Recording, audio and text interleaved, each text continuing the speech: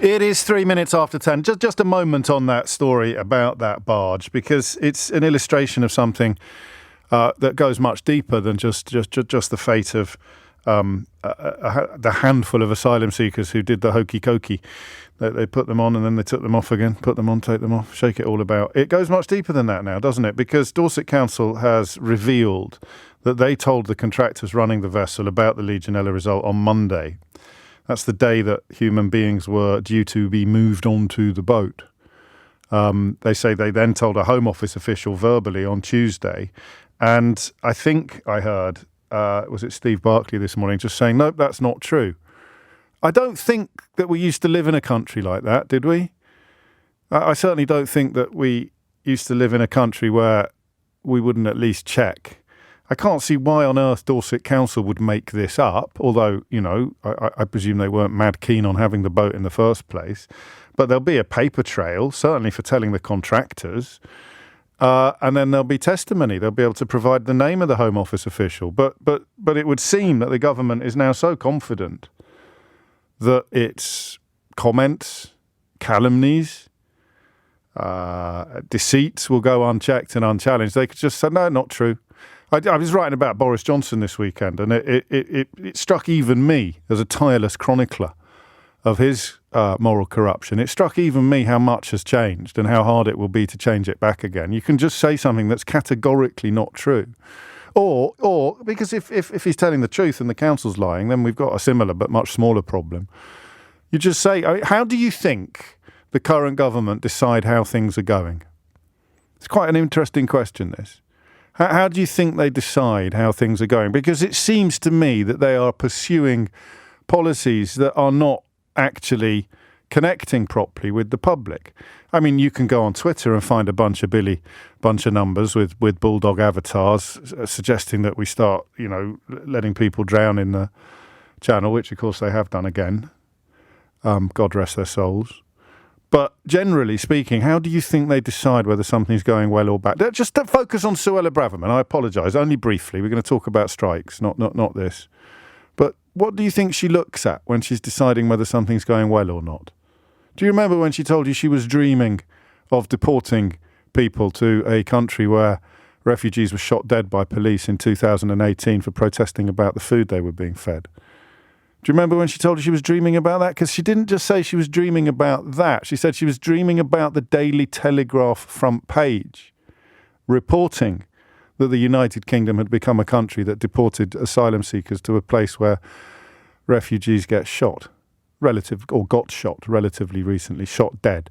That's what she dreamt about, the Daily Telegraph front page, not just the deportation. So when Suella Braverman tries to decide whether something is going well or not, where do you think she turns? Where do you think she looks?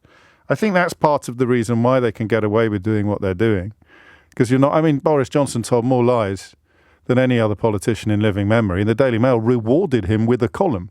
So if they're only going to look at the newspapers that cheerlead for them and support them to decide whether something is going well or not, it's very possible that we currently live in a country where the government is utterly detached from reality and from public opinion.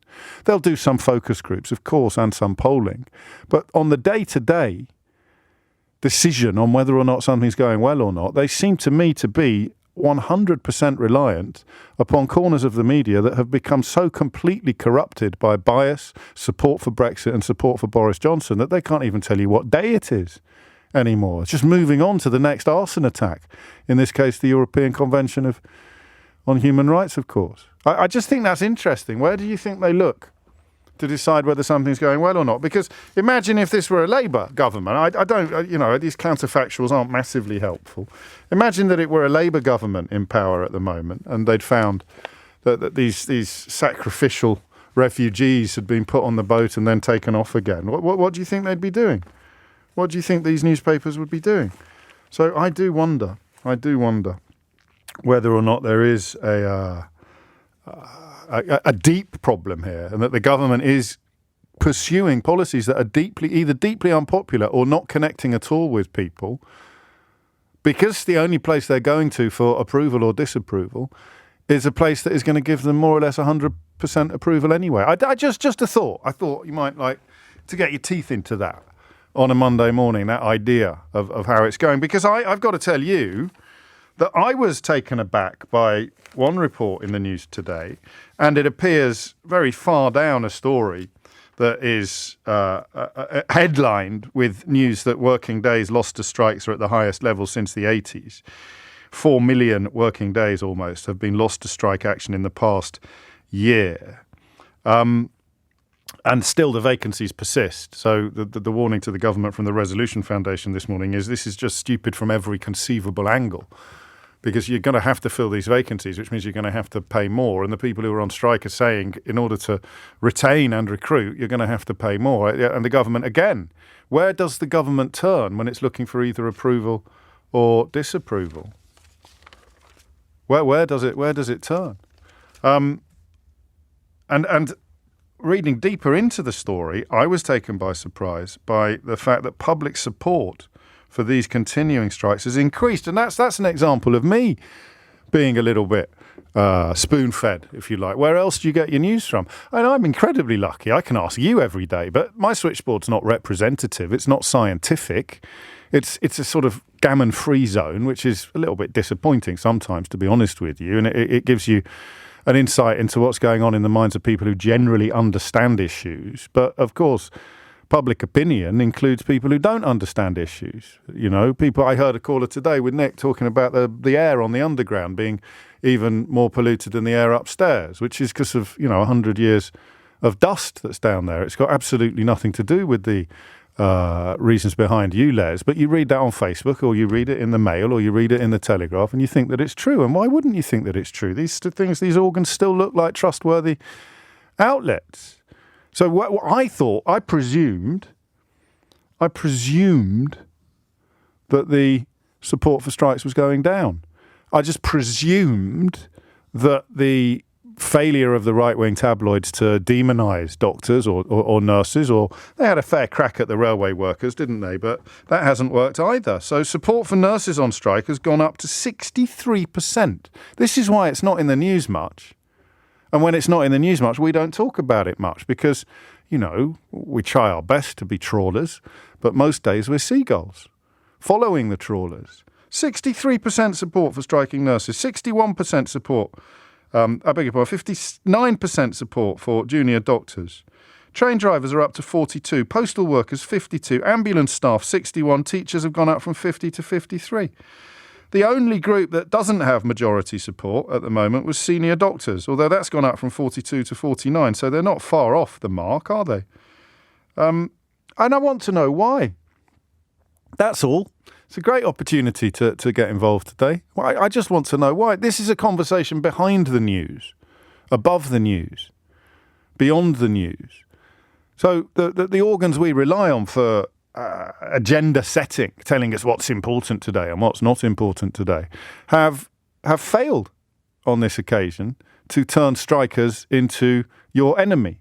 They have failed or possibly not tried hard enough to turn nurses. They're too busy demonising and dehumanising asylum seekers with a degree of success, but they haven't done it to nurses or junior doctors or postal workers or ambulance staff. It's going up. Support is going up. And when I am surprised by something, I have the best job in the world.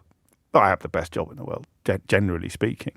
But when I'm surprised by something that's under my own nose, when I'm surprised by an element of a story that we talk about routinely and regularly, I get to ask you what's going on. I get to ask you why. And I get to ask you why. I get to ask you very, very personally why. Not folks or everybody listening or people, but you, one person, 2 ears, listening to this programme right now, haven't stopped to wonder why your support for these strikers is different from your attitude to industrial action in previous episodes. But right now you are. You're stopping to think, crikey, yeah, he's right. My support has or I am supportive when previously I wasn't. And I want to know why. I want to know why it's different this time for you. Because this isn't just the nurses, so that's not the answer. It's right across the board. And they have done such a good job in the past of I always remember, I won't bore you with the same old story, but being shocked. I was so naive when I started in this job. I just presumed that at least some sectors of our society would enjoy public support when they asked for it. I remember when my kids were at primary school and there was industrial action, and I heard the usual claptrap about the length of teachers' holidays, or they get to clock off at past, just the lazy, ignorant, Rupert Murdoch-flavoured rhetoric. And I was about to join in, that's what you do when you're behind a microphone like this. That's the history, the tradition of phone-ins in British radio, isn't it? There's a strike on. Is there? Let's go for the strikers. I remember getting my backside handed to me in a brown paper back by Bob Crow a million years ago when I used to attempt to adopt that attitude to all industrial action, all unions. And I just thought, hang on a minute, I drop my kids off at school every morning and I put them in the care of these human beings. I entrust these human beings with my children's life, essentially. Certainly with their education, but also with their safety. And they have now turned around to me on what, 10 days out of 200, 5 days out of 50, not even that, and said, look, we really need your support now. We really, really want to improve this job. We want to make this job better for ourselves and future generations. We want to make teaching a more respected and respectable profession than it has been rendered by these politicians. So can I count on your support, James? They say silently. And the British media queues up to say, no, I'll entrust you with my children's education and safety, but I certainly won't trust you when you tell me you've got no choice but to go on strike. And I've sat here for years puzzling over this and doing in my own tiny way my best to counter it and to point out that the people who run into burning buildings when you're running out of them probably deserve support rather than front page stories about how they've all got 27 jobs and live in Ibiza.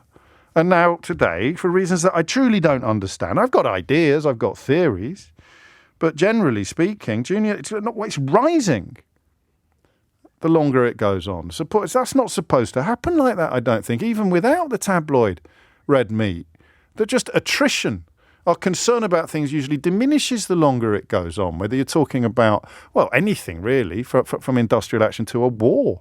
The loss of novelty entails a loss of interest, and a loss of interest entails a loss of engagement, and a loss of engagement entails a loss of support.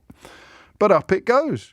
Polling by YouGov conducted for The Times, and The Times, remember, part of Rupert Murdoch's empire, the sworn enemies of trade unions, but it's the respectable end of his portfolio, so they have to do some news, albeit that this finding appears right at the bottom of the story, talking about almost 4 million working days have been lost to strike action.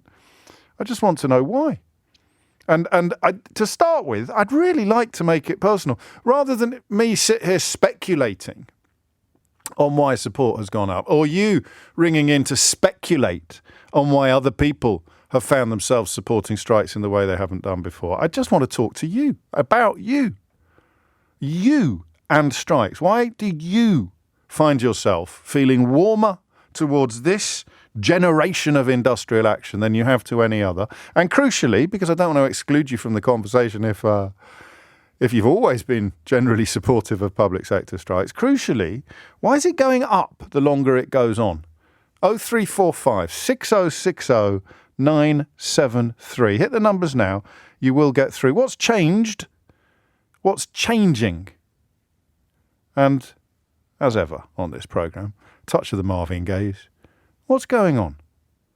0345 6060 973. It is 19 minutes after 10. An early visit to... Actually, no, I'm not going to say Idiot's Corner.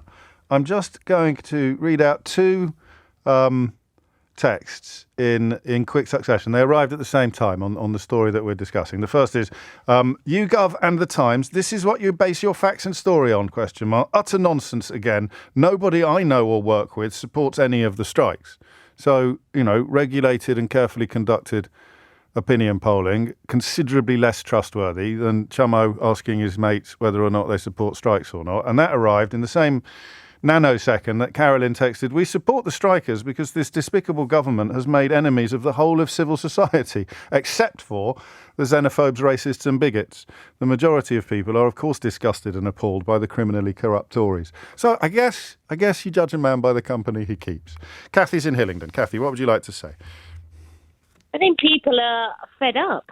And unless people back everybody with the strikes and stuff, things won't change. And like all the people that are striking, it's been realised that they're actually the key workers to this country. Is that a parrot? Sorry? Is that a parrot or a child? No, that's my baby. My 7 months old. I'm going to leave her.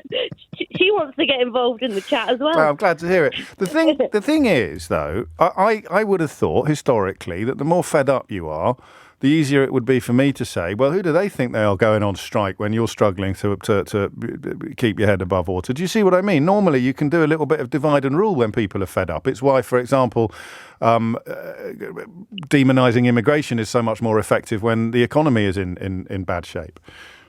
Well, I don't know if I agree, because the thing is, it's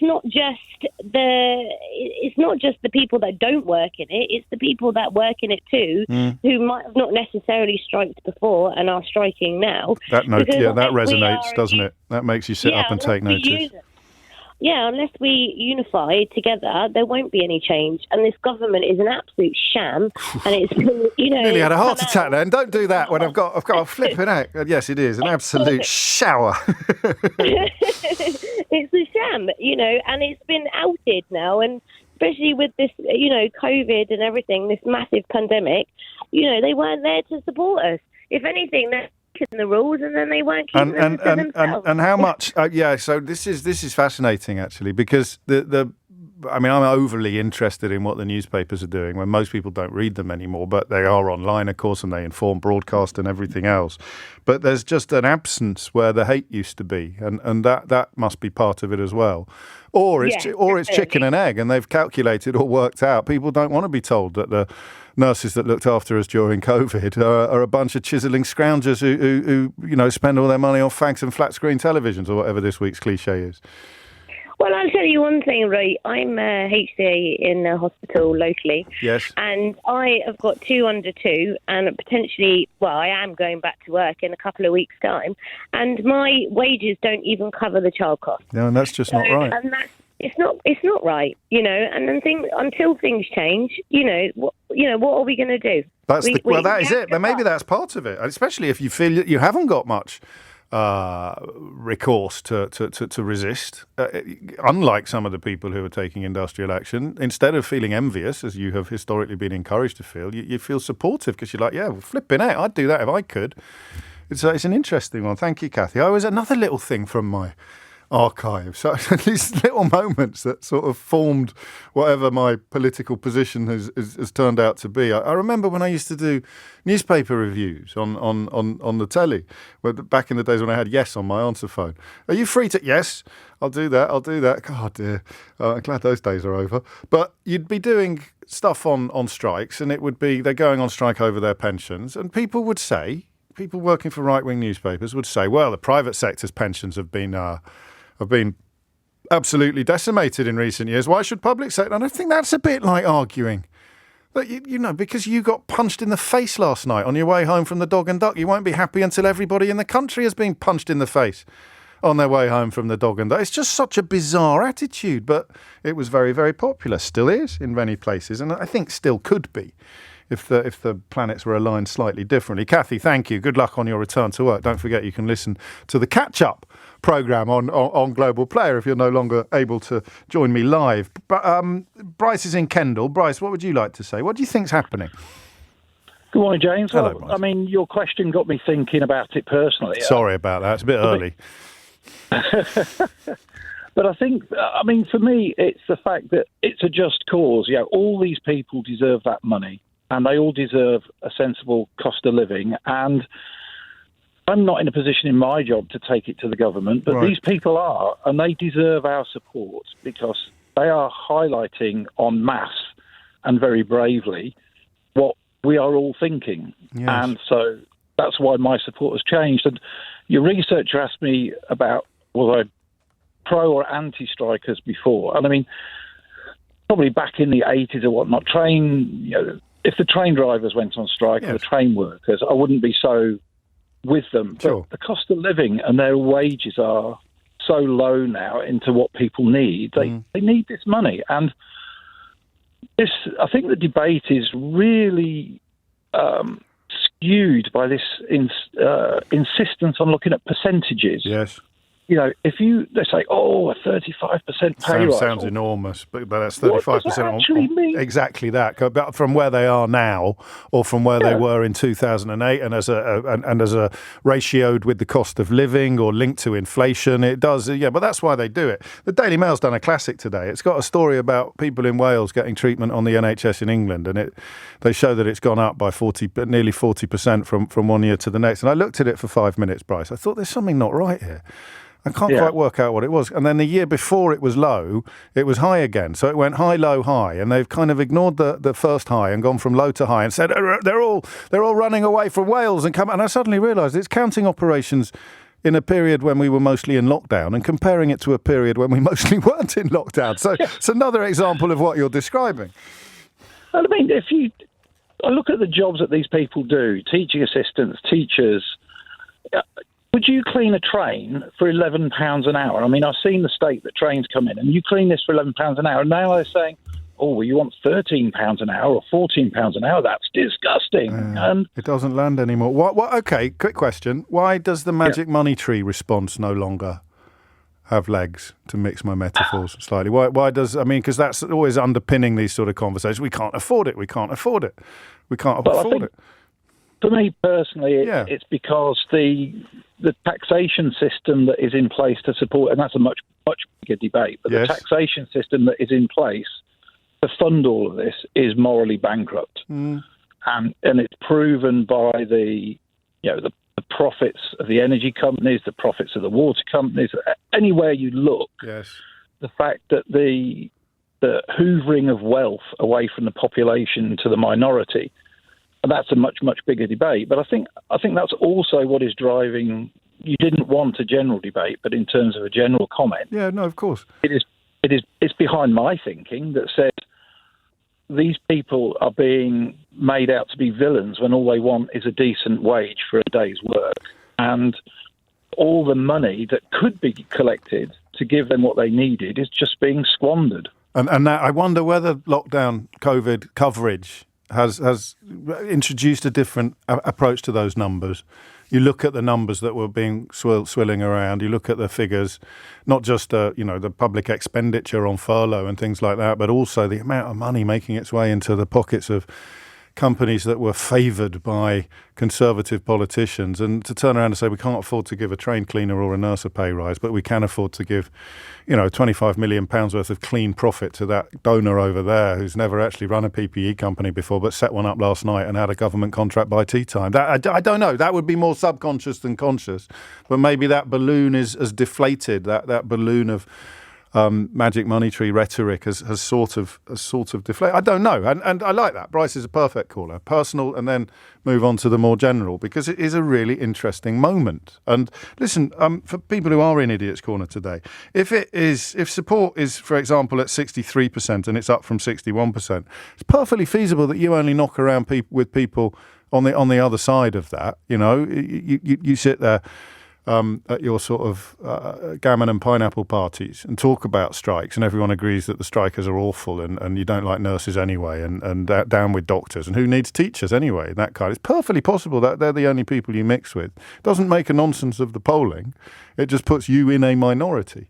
It is. I'll tell you what, think of yourselves as the silent majority rather than a minority. And it defies the laws of mathematics, but it might make you a tiny bit happier. It's coming up to 10:30. Thomas Watts is here now with your headlines.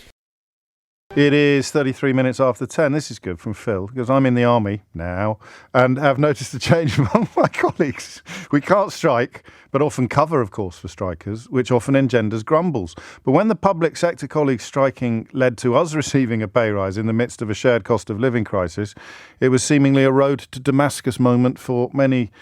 I nearly added of my comrades, but you didn't write that, so I don't know why I was about to add that to your text, because it's the language of both the military and the trade unions, isn't it? Comrades!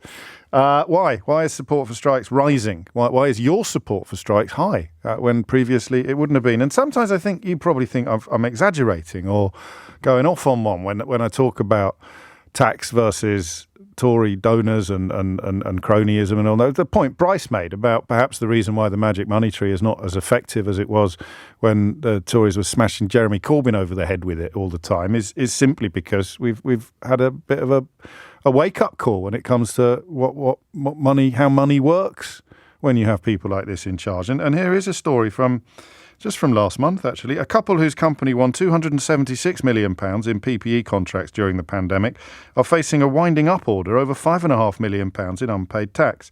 Steve and Kate Deshan run Platform 14 Medical Limited, a firm that was awarded a £120 million contract to supply masks and a further £156 million to provide gowns and masks during the COVID crisis. Only 274,200 of the 120 million masks ordered were delivered to frontline NHS staff because of confusion about their safety. Steve Deshan is a former Tory councillor who has said he has done very, very well out of the pandemic. He stepped down from his role on the council after controversy about the PPE contracts, which were da-da-da-da-da-da-da. Can't afford to pay nurses. There's a Tory councillor walking away with £276 million worth of PPE contracts awarded without any competitive tendering because he got straight onto the VIP list of preferred suppliers. And they bought 3 properties since the award of the contracts, including a £1.5 million home, 17th century home with 100 acres in the Cotswolds, a holiday home and a house for his parents. And now the company's facing a winding up order from HMRC for £5.5 million in unpaid corporation tax and national insurance. Because, that's it. Why would you pay tax? Maybe they have. That was July the 23rd. Maybe they have. But there you go. Still a heck of a lot of money, isn't it? 10:35 is the time. Robbie is in Chelmsford. Robbie, what would you like to say? Morning, James. Hello, Robbie. So I've supported the strikes very much from day one. Yeah. We've spoken a couple of times before, so that's not too surprising because I used to be a bit of a Brexity Tory type. But through the COVID times and listening to shows like yours, I think I've just got much more facts, knowledge, engagement. Yeah, mellowed, but the scales haven't just fallen from my eyes. I've been given some new glasses and everything, and now I'm all over the facts, following the right people to get the information I need. Well, but let me try and explain. Yeah, go on. Tell me about your journey. About if you don't mind, why I think other people's support is increasing, particularly those from the Gammon and Pineapple district. So do it as an analogy, if you don't mind. If you imagine you take Miss O'Brien out for a lovely meal, and this is just human nature, right? And you turn up at the restaurant and you get served some food that's just stone cold. You go in, it's a little dark candlelit. You think, oh, lovely ambience, but then you get served some cold food. The first person you get cross with is the waiter who brought you the cold food, the minimum wage waiter who, once you had a discussion with, you work out, well, actually the kitchen's not working because the manager hasn't paid the bill. And then you work out that the manager hasn't paid the bill because the manager's taken all the money out of the business where he pays all of his employees minimum wage, and he's bought himself a new Porsche. And that's our government at the moment. And over time, everyone has that conversation with the waiter, the workers. You work out, you go to the service, you work out the service isn't working. Why isn't it working? Because people aren't being paid properly and there's no investment in that business. And everything then contributes to that process because, I mean, I think the most obvious example would be the water companies, wouldn't it? And you see the money that they're extracting while also extracting something else from the British public, and then the energy companies making these enormous, just a sense of natural justice being defied, I think you're describing. Massively so, and these things, I literally never used to know about them, but now it's almost fatiguing, the amount of it that goes on. And right in the news, we think they want it there, but why on earth would they want it public, that they just spent £1.6 billion of taxpayer money with no competing bid on a bacterial barge that's got nobody on it? That's beautifully put. The bacteria. Well, I wonder whether that little theory I shared at the top of the show about the only place they go in search of approval or disapproval is an echo chamber. It's the right-wing media that supports them, whatever they do. But I don't know. You've reminded me with your talk of the Porsche driving boss. You know that old story about the boss who put an arm around the shoulders of one of his staff and walked out into the car park to show him his brand new Porsche. And he said to him, you see that Porsche? He said, if you work really, really hard, then one day I'll be able to buy another one. It's the old ones. It's the old ones are the best, Robbie. Mind how you go. Andrew's in Leeds. Andrew, what would you like to say? Morning. A little nervous, not spoken to you before. It's only me. It's only me.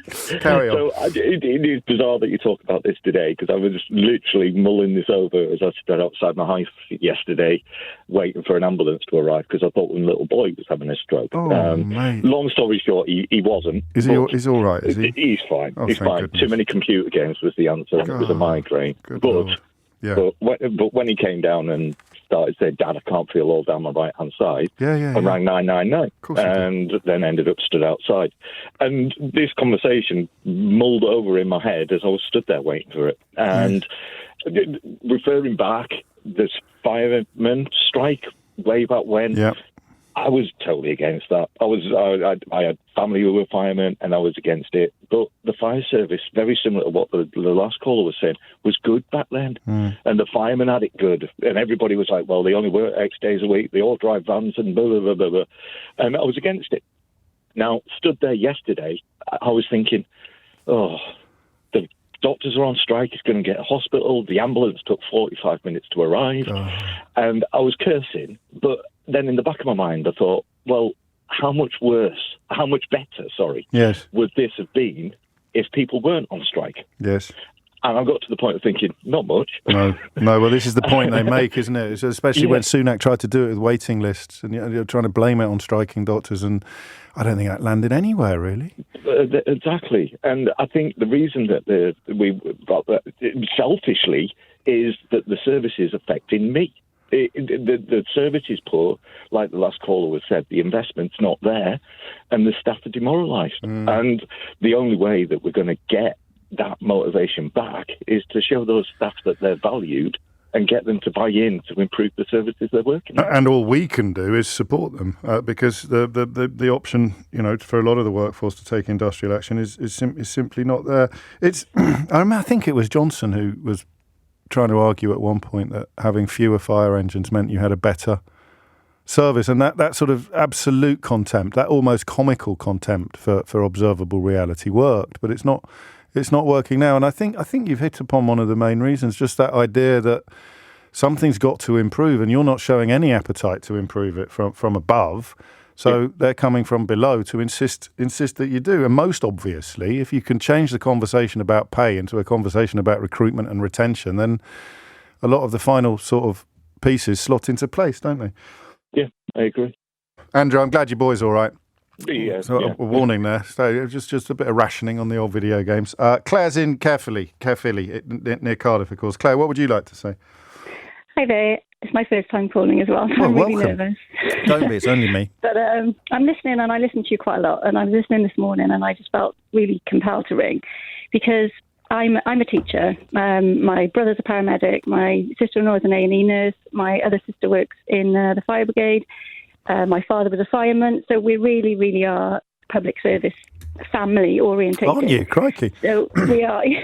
But I think we see it from the front line, and we see how stretched just every service is. I speak to everybody in my family, and we're all saying the same thing. We don't have the time. We don't have the investment. In a way that you wouldn't have been doing 10 years ago. No. So there'd have been things to complain about 10 years ago, but not. I mean, there's a sense of profound change. I think there's like a feeling of like you just can't do anything about the problems, and it all stems from the investment within the public sector. So whilst, the headline is all about pay, it's much deeper than that. It's about conditions everybody's working in. It's about the investment within the workplaces. It's what we don't have to do the job that we need to do. And everybody who goes into these professions does it because they care. Does it because they value the community? But that's always been true, and it has historically been a piece of cake to turn people against you. You know that as a teacher. Yeah. I've heard people on this radio station attacking you when teachers have been taking industrial action, and maybe it was never as popular as we thought it was, but it certainly wasn't unpopular. No, I think the difference now is that the problems that run throughout the public sector are affecting everybody. So even if you're not employed in the sector, you're waiting for a GP appointment you can't get. You're waiting for a hospital appointment you can't get. You can't get an ambulance to turn up on time. So the lack of investment and the lack of priority for the services is directly impacting Joe Bloggs. It's affecting everybody, regardless of whether they work within the sector or not. And also after the pandemic, it was hammered home about the key workers and the fundamental role they play in our society. And yet now we've passed the pandemic, the government doesn't appear to value, credit, respect, or want to support the public sector. So whereas before people thought, oh, well, they're okay, everything's going all right, now we know it's not going all right, and now we're faced with a government that basically is trying to turn a blind eye to everything. It's a sparkling analysis, but it's still weird, isn't it? Because you can see why Sunak thought that it would work to try and blame the waiting list on the doctors. You can see why that lazy deceit can be effective. You say, here is a waiting list. The bigger the waiting list, the bigger the stick with which to beat the people who were on strike. And therefore, of course, contributing to the waiting list. But the idea that they're causing them is unbelievable. It's ridiculous. And I think people can see through those lines now, whereas perhaps previously we kind of were led to believe what we read in the press. I think now there's a conscious... That's the bit that intrigues me. Why would that be then? Is it because, social media has made everything worse, not better? In many ways, but perhaps. Go on. I think in many ways it is broadening the awareness. I think your previous caller was talking about the fact that they've had the scales removed from their eyes because we just went sort of blindly along with the collective thinking, whereas now people are more aware of these. The cronyism, the corrupt contract. Could just be time, couldn't it? It's gone on for so long, and then stories like the one I just read about the couple owing the money and having the massive £276 million contracts, and Michelle Mone back in the news this weekend. Just the idea that the snake oil salesman telling you that we haven't got any money can't pull that off when it's like Comical Alley. It's like that bloke in Iraq saying everything's fine when all the bombs were going off behind him. It's the snake oil salesmen are telling you that they can't afford this and they can't afford that, and literally in shot on camera behind them. You can see their mate stuff in their pockets, whether it's water companies or actual individuals walking away with these PPE contracts. That's part of it, I think, but also maybe that post-lockdown, that particularly for the health service, just that idea that we enjoyed clapping. Was it Thursday nights? We enjoyed that. It felt like community, and if there was a nurse or a doctor living on your street, it was a special moment. But you can't pay your bills with wooden spoons hitting saucepans or rounds of applause, and the public didn't. The public weren't faking it. Perhaps the politicians were. Thank you, Claire. I said Wales will come to a standstill if your family goes on holiday together, the amount of different jobs that you're doing in the public sector. 10:46 is the time. It's 10:49. You're listening to James O'Brien on LBC, where we are, making some progress, actually, on the question of why support for strikes is both high and rising. I'm more surprised by it rising, actually. I would have thought somewhat lazily that if the longer something goes on, that possibly the less support there will be. But fascinating responses so far. Knit them all together and you've got a fairly clear idea of what's actually going on, but there's always room for a couple more. Paul's in Ackworth near Wakefield. Paul, what would you like to say? Hi. Hello, mate. Hello, James. The last caller but one kind of stole my thunder a little bit when he used the word selfishness. Right. Because it occurred to me, if it's a species of selfishness that drives the Tories, I was wondering, well, surely maybe there's a selfishness involved in an increase in support for striking nurses and teachers. And with the future looking potentially, probably quite bleak, it's almost like we're adding more problems to the future if we haven't got enough medical people to look after our families, if we haven't got enough teaching staff to look after our children. And it's almost like people might be thinking, hang on, if things are going to get bad, do we want it to be that bad? Maybe we need to encourage people to take on these professions, to stay in these professions, not to leave the country.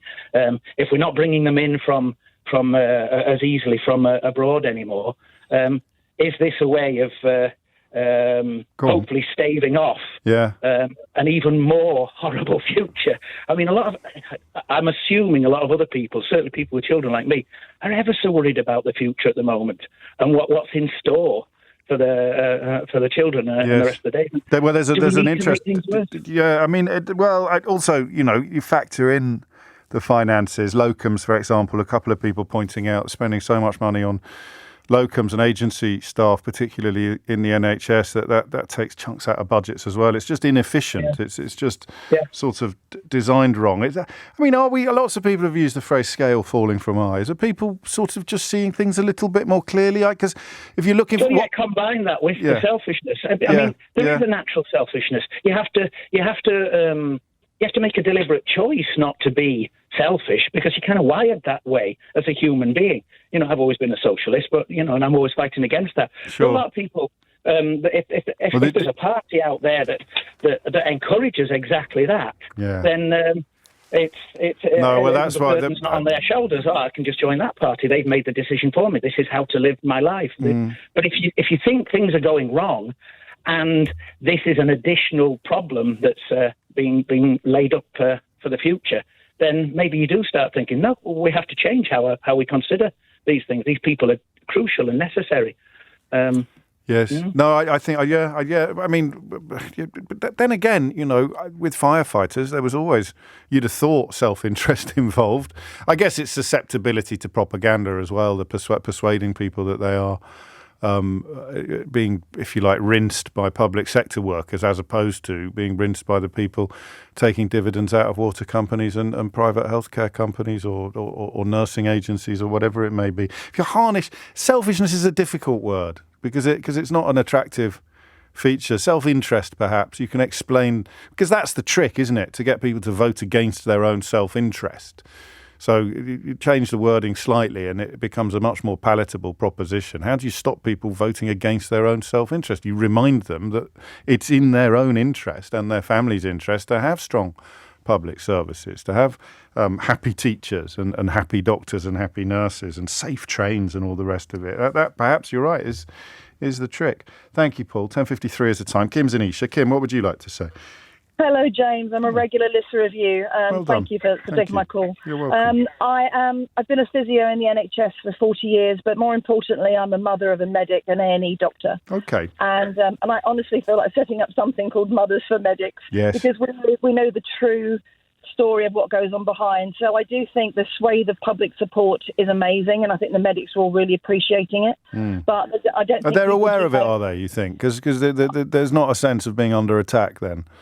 Well, there's an under attack. So what's really interesting is that my son's he's been qualified 6 years. So, David Mellor's comment last week saying that these medics, eventually will earn a lot of money, didn't go down well. And Richie Sunak's comments certainly did not go down well. I'm not really across what David Mellor is saying, but I remember I certainly heard Richie Sunak try and blame the striking doctors for the waiting list. So my son, having worked in A&E and intensive care at top London hospitals, went to Australia for 2 years because I think it was PTSD.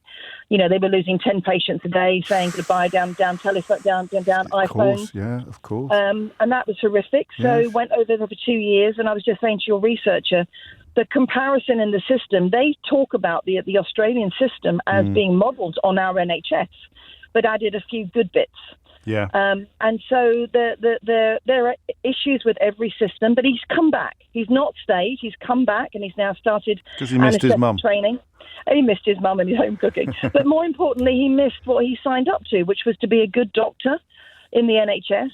And it's the little things, James. So, for example, you take work. You take your food to work because you're doing night shifts. Yes. And you make a stir fry with chicken. You can't heat it up because there's no microwave. Yeah. Little things. Yeah. So the systems they work in, police will bring in, a drug addict and then hand it over to you. And then, the drug addict threatens to hit you over the head with a laptop.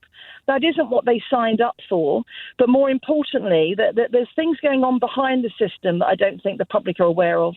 So, for example, there's a log jam now. So in 2017, there were more consultant posts. They've now cut those. So you've got a lot more junior doctors, and that is everybody that's below a consultant grade. Yes. Waiting to move up, and they can't. And they cannot because there's a glass ceiling. Why did they cut the number? I didn't know they cut the number. Why did they cut the number of consultants? They've cut the number of consultant posts because ultimately, once you're a consultant, you can go off and do private work. And obviously, it's higher salary. So if you create a logjam, the front page of the BMJ this month talks about the logjam in training. Does it? it's a front page, and I can send it to you. It's calls about the log jam in training, comparing 2017 routes to 2022. So these junior doctors will remain junior. My son's come back. He's now been qualified 6 years. Yes. And he's paid the same rate as if he had just qualified 2 years ago. And of course, I guess with the rhetoric on tax cuts, there's probably a link to the desire to spend less on the NHS, while claiming, of course, that they're spending more than ever, without mentioning that in real terms it's lower than it's ever been. Well, the other thing I think that they really have to be aware of, and I don't know if the general public are aware of this, is that the big move to train physicians' assistants. So I've got doctor apprenticeships and physician's assistants on my list of things on the horizon. Yes. So physician's assistants, from what I believe, and don't quote me, is a 2-year course, and at the end of that, you're in A&E, and you can put a stethoscope around your neck, and everybody thinks you're a doctor. And and it's like a sticking plaster, to use a medical analogy, for a rather more. Well, I don't know enough about that. You can't, Kim. You can't say don't quote me on that live on national radio. Okay, it's off now. That hair is running. I don't know what the detail is, but it's my job to find out, look into it, and make sure I reflect it. If you're not right, completely right. Next time we're talking about it. Thank you, Kim. Squeeze in one more. Pete's in Market Weighton. Pete, what would you like to say? Hi, James.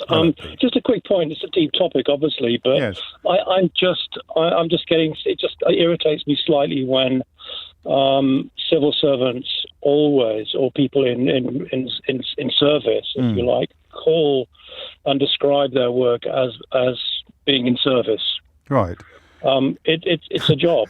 It tends to imply, okay. I it's get a bit of an odd thing to ring in about, Pete. Yeah, it is. It's just. What would you prefer? What would you prefer we called them?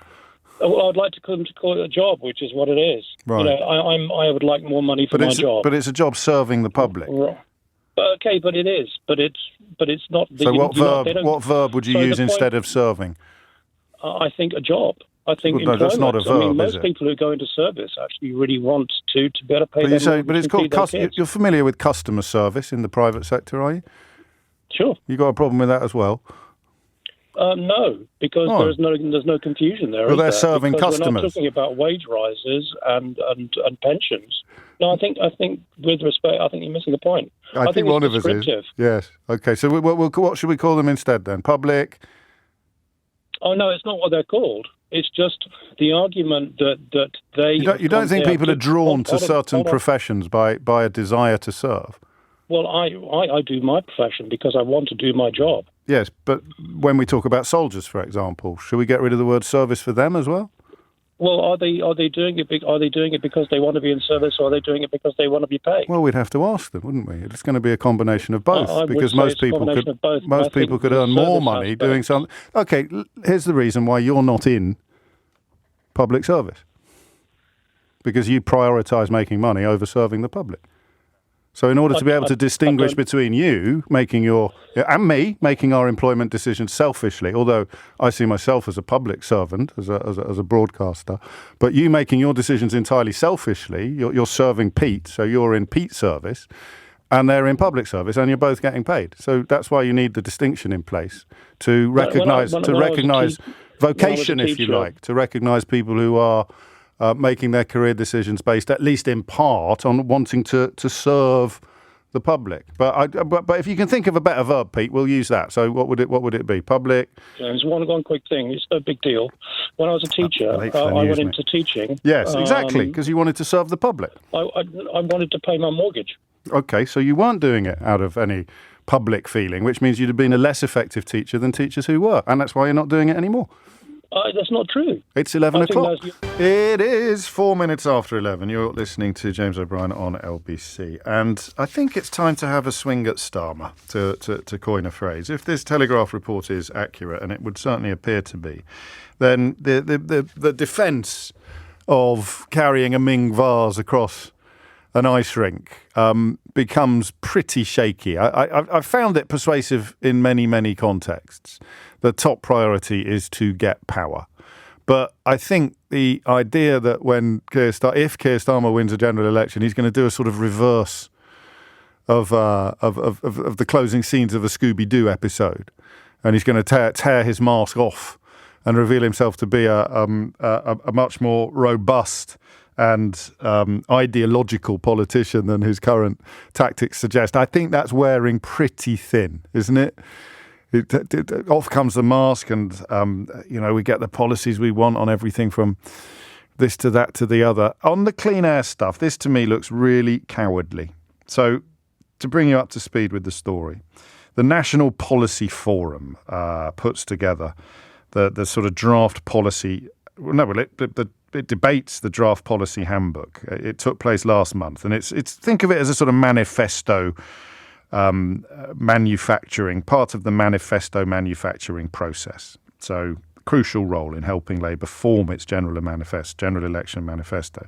Now, the original draft stated Labour supports the principle of clean air zones and recognises the huge damage to human health caused by air pollution and the damage to our climate caused by carbon emissions from polluting vehicles.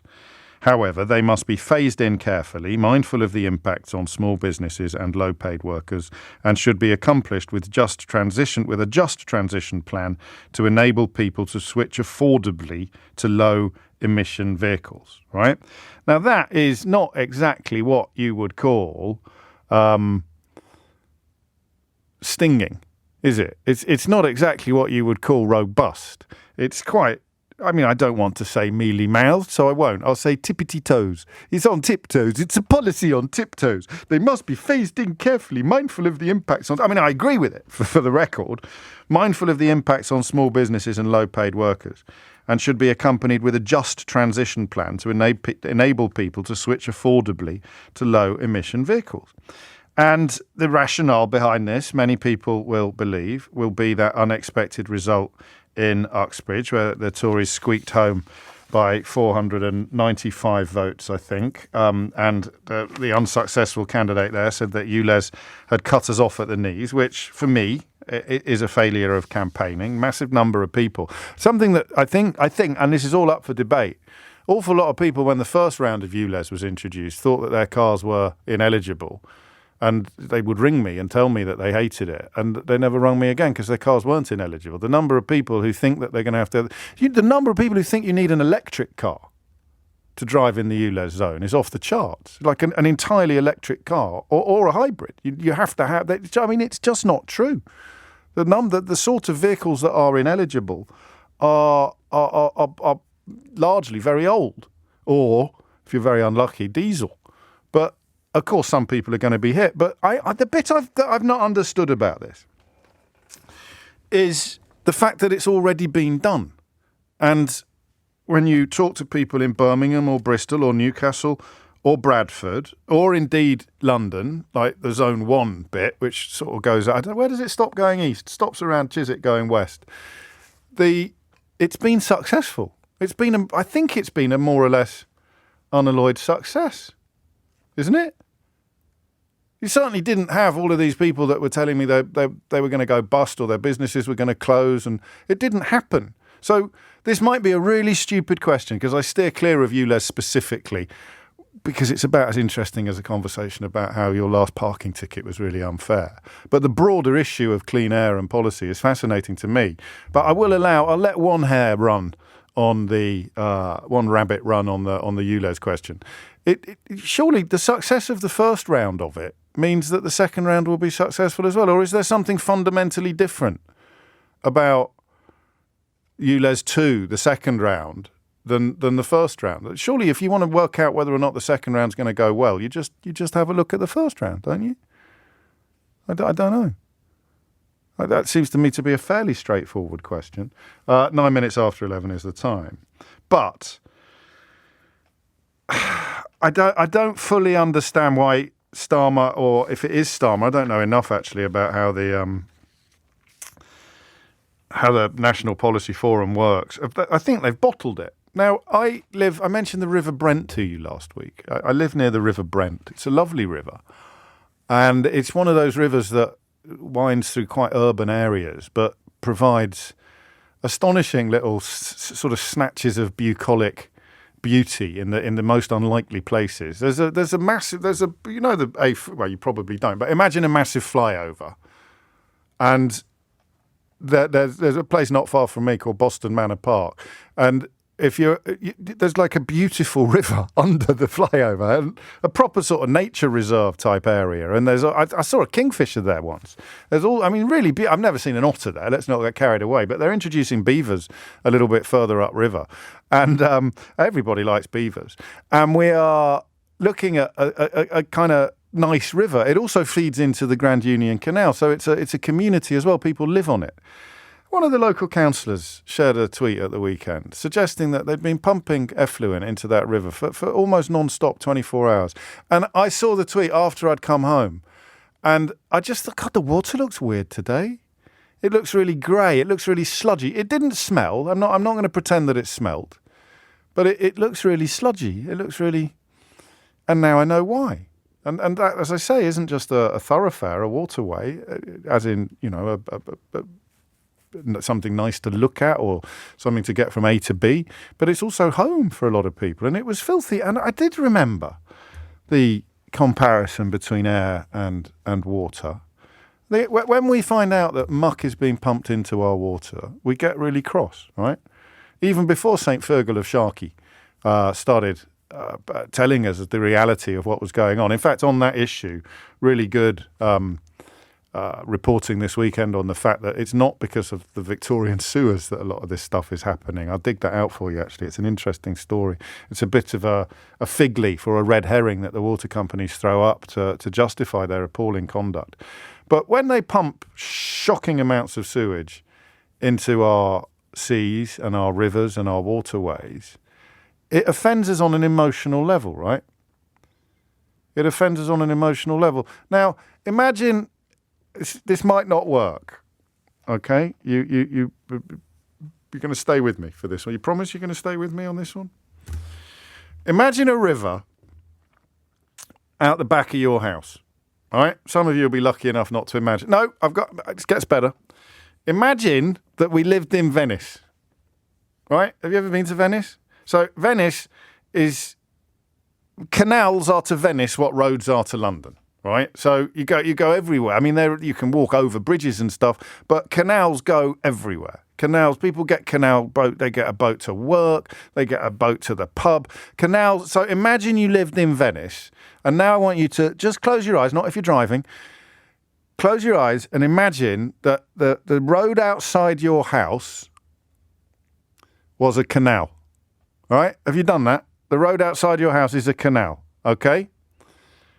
Now, some of your neighbours have got their toilets plumbed directly into the canal, and some of them have got their toilets plumbed into the sewage system, which takes it away to treatment plants where it is cleaned and rendered safe. Okay? Now, that is a throwback to an era where we didn't prioritise water cleanliness as highly as we do now. So can you see your canal outside your house? All right? Dirty Gertie at number 30, her toilet goes directly into the canal outside your house. And on a Sunday morning when it's been curry night the night before, my God, you know about it. Dirty Gertie at number 30's toilet outlet is about 12 yards from your front door. If you've got the window open overnight, you can tell what she had for tea. All right? That's Dirty Gertie at number 30. So let's say that maybe 15-20% of the houses on your road are plumbed directly into the canal, whereas 80 to 85% of them see their sewage, see the poo and wee-wee making its way into the sewage system and then being taken away. Along comes Sadiq Khan, right? Or indeed the councils or the mayors in all the other places that have got successful ULEZ schemes. And he insists that if you don't plumb your toilet into the sewers instead of the canal, Dirty Gertie at number 30, then we're going to start charging you. The only way we can get you to change your behaviour is by penalising you for not changing it. We've done incentives. Here's some money to help you install a new toilet. Hopefully it'll be more than enough to do the job. You won't actually end up out of pocket at all. But if you don't do it, if you leave your toilet plumbed into the canal, we're going to charge you £12.50 a day until you get it sorted. All right? Now, would anybody turn around at that point and say that's a money-making scheme? That is. Nobody wants these people to change their plumbing arrangements. They're just trying to raise money out of Dirty Gertie at number 30's lavatory. It's just stupid to claim that. I mean, truly stupid. I apologise if you believe it or you've fallen for that, because I am calling you stupid. But I'm only saying it's stupid to believe it. I'm not saying you are a stupid person, because if you were a stupid person, you'd still believe it after I've just explained to you why it's stupid. And now you know why it's stupid. You no longer believe it. Therefore, you're not a stupid person. So that's what they're doing. That, to me, is what the ULEZ is. Except it's not water into which filth is being pumped. It's the air we breathe. To the point where we know that it causes deaths. Now, you can dispute the statistics, but don't dispute them with your Auntie Doris's Facebook page. Dispute them with the scientists, the consensus of scientists on the issue. Look at what they say. Look at what they urge. Look at what the doctors say. Don't look at what some, 15-minute city crusader says or some anti-vaxxer. Look at what the doctors say. Unless, of course, when your kid gets sick, you're going to take them to a consultation with a GBB's presenter instead of with a GP. If that is your true choice, I'll trust him to do it, not her. That's fine. If that's the choice you want, well, actually, it's not. We should phone social services. But if you get sick and you're going to go to a Facebook forum instead of to a doctor, then I guess you have a point. But that, to me, is the fundamental point here. I'm quite pleased with that analogy. How can anyone object to Dirty Gertie from number 30 being fined until she actually plumbs her toilet into the sewers instead of pumping it into the canal that we all live on? But that's not the topic. The topic is Keir Starmer's decision to water down or indeed retreat entirely from a manifesto commitment to ultra-low emission zones. It seems to me to be pathetic. And it seems to me to be cowardly, and it seems to me to be wrong. And it seems to me to be pandering to the worst people, to the people who either don't understand or don't care about the truth, to the people who want to continue pumping their sewage into our canal. It seems to me that he's pandering to them and alienating people like me, which is very, very strange. And I'd like to know whether it works, because I'll tell you what, Sunak's pledges, 4 out of 5 of Sunak's pledges, the public think Starmer's going to do a better job of delivering them than Sunak is. I mean, that is nightmare upon nightmare for the current Prime Minister. But as we established in the first hour, if they're looking for approval stroke disapproval only in places where they only get approval, then they're not going to get a very clear picture of what's actually going on. So why is Starmer doing this? 0345 60 973. And the reason why I think we're probably going to have to bring a bit of ULEZ specifics into the conversation is because the failure in Uxbridge and Ruislip was largely because people didn't understand what ULEZ was actually going to mean. The percentage of cars that are perfectly safe, perfectly allowable in the zone is off the charts. So many people who won't be affected thought that they would be effective. So, good campaigning, fair play to them. But how big a problem is this apparent lack of backbone from the Labour leader, particularly on this? A really big. Listen, Sadiq Khan is a divisive politician. I think some of the people who've got a problem with him aren't racist or Islamophobic. There are. I mean, unfortunately, that's what dominates my inbox when he's in the studio. But you just sort of listen to the words that people say. This is a labour of love for him. This is a proper commitment from a politician, the kind of thing that we say we want all the time. And it is done in order to, partly because he got adult onset asthma himself, so he started looking into the stuff, largely because of what he learned during that journey, during that process. He's written a whole book about it. And that doesn't mean you have to support it or like it. But the simple question of why Keir Starmer would abandon a policy that really just needs selling and explaining, I think it's a problem. Okay? Also, a lot of you pointing out she only gets charged when she flushes. She doesn't get charged every day that the toilet is in place. She only gets charged on the days that she flushes it. Okay? I'm going to invite you to challenge my analogy. 0345 6060 okay? But I'm really interested in we haven't done much with Keir Starmer. And I think, and it's funny the stuff that gets under your skin and the stuff that doesn't. But I was talking to Dale Vince last week, for full disclosure. And he was impressed, this was before this story broke, impressed by what the Labour leader intended. And this seems to me to be almost a terror of right-wing media. And at some point on some issues, you're going to have to stand up for what you think is right and win the argument. I'll tell you what it looks like he's doing. It looks like he's either postponing every argument or rolling over. I hope he's postponing, but the more he postpones, the more you begin to wonder whether he's actually rolling over. Or, 4 out of 5 of Rishi Sunak's pledges, the British public think he's more trustworthy than Rishi Sunak is. So maybe it's working. That's it, really. Is it working? And you have to come at this story from an open-minded position. Okay, so crikey, it's 21 minutes after 11. I shouldn't have done Dirty Gertie from number 30. I should have done that as a separate podcast, shouldn't I? So listen, every single time Keir Starmer is portrayed as having a controversial policy, he seems to me to abandon it. What do you think of that description? 0345 6060 and indeed that tactic. Hit the numbers now, you will get through.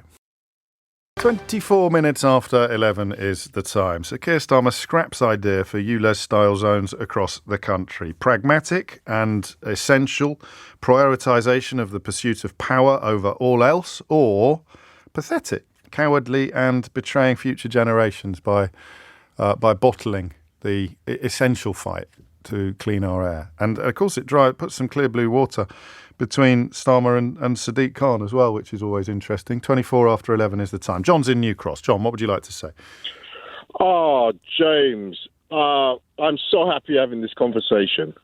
First of all, my stance on the ULEZ is totally unnecessary. And I'd love you to stop making out like it's a right-wing attitude that... I didn't. I never said that. Well, you kind of... Right, no, I didn't. I contrasted between the scientists and the doctors who say that it's necessary and the people on the MOT, who didn't. And that will clean the whole air of London with no extra charges. Do it that way. This is why I don't do ULEZ phone-ins. Sorry? This is why I don't do ULEZ phone-ins. Anyway, let me say something about Keir Starmer. All right. Keir Starmer, even though I disagree with this ULEZ thing, because... Once you've got LTN... This is why I don't do them. He's off again. You just literally said you were going to talk about something interesting and you've gone back to this again. All right, Keir Starmer, as far as I'm concerned, right, everyone thinks he's going to win. He's not going to win. Right. The guy is weak. His stance on this does not surprise me. I'm West Indian. I was brought up... But you like his stance. He's stepped back from supporting the thing that you're opposed to. No. Listen to me. I am. That's how I know what you just said. It does not surprise me. Yeah. And I tell you why. If it was someone else, they would look at the whole thing about cleaning air in London, right? Right. In a different way. It's always got to be about money. There's a different way to do it. That's a lot fairer. Let me read you some. Let me know. No, John, I have to speak now, John, because that's what people tune in for. Okay, here's a story from last month. Hundreds of doctors have urged politicians to stand firm on initiatives to tackle air pollution, warning that they see its devastating health consequences in patients on a daily basis. Air pollution is the single largest environmental risk to public health, linked to between 28,000 and 36,000 UK deaths a year. The estimated cost to the NHS and social care of air pollutants is estimated to be £1.6 billion between 2017 and 2025. So that's where I get my... Can I respond to you? No, you can't answer the question until I've asked it. No, that's impossible, isn't it? So that's where I get my information from. In 2 sentences, where do you get yours from? My information is through driving, right? And living in London. Wait a second. right, and seeing the problem, what's happening right now. Okay. Right? Yeah. Right now. So you get your information. No, wait a second. No, you keep saying, wait a second. I've listened to you talk a lot, and you haven't said anything remotely interesting yet. Because you have a thing called LTNs. Oh, he's done it again. James? So where do you get your information from about the medical establishment's approach to clean air legislation? Where do you go for your information, mate? You see, you do this. I know. It's so annoying, isn't it? I insist that you answer substantive questions instead of whining on about LTNs. Where do you go? No, wait a second. No, I'm not waiting a second. I'm giving you one more chance to answer the question. Where do you go?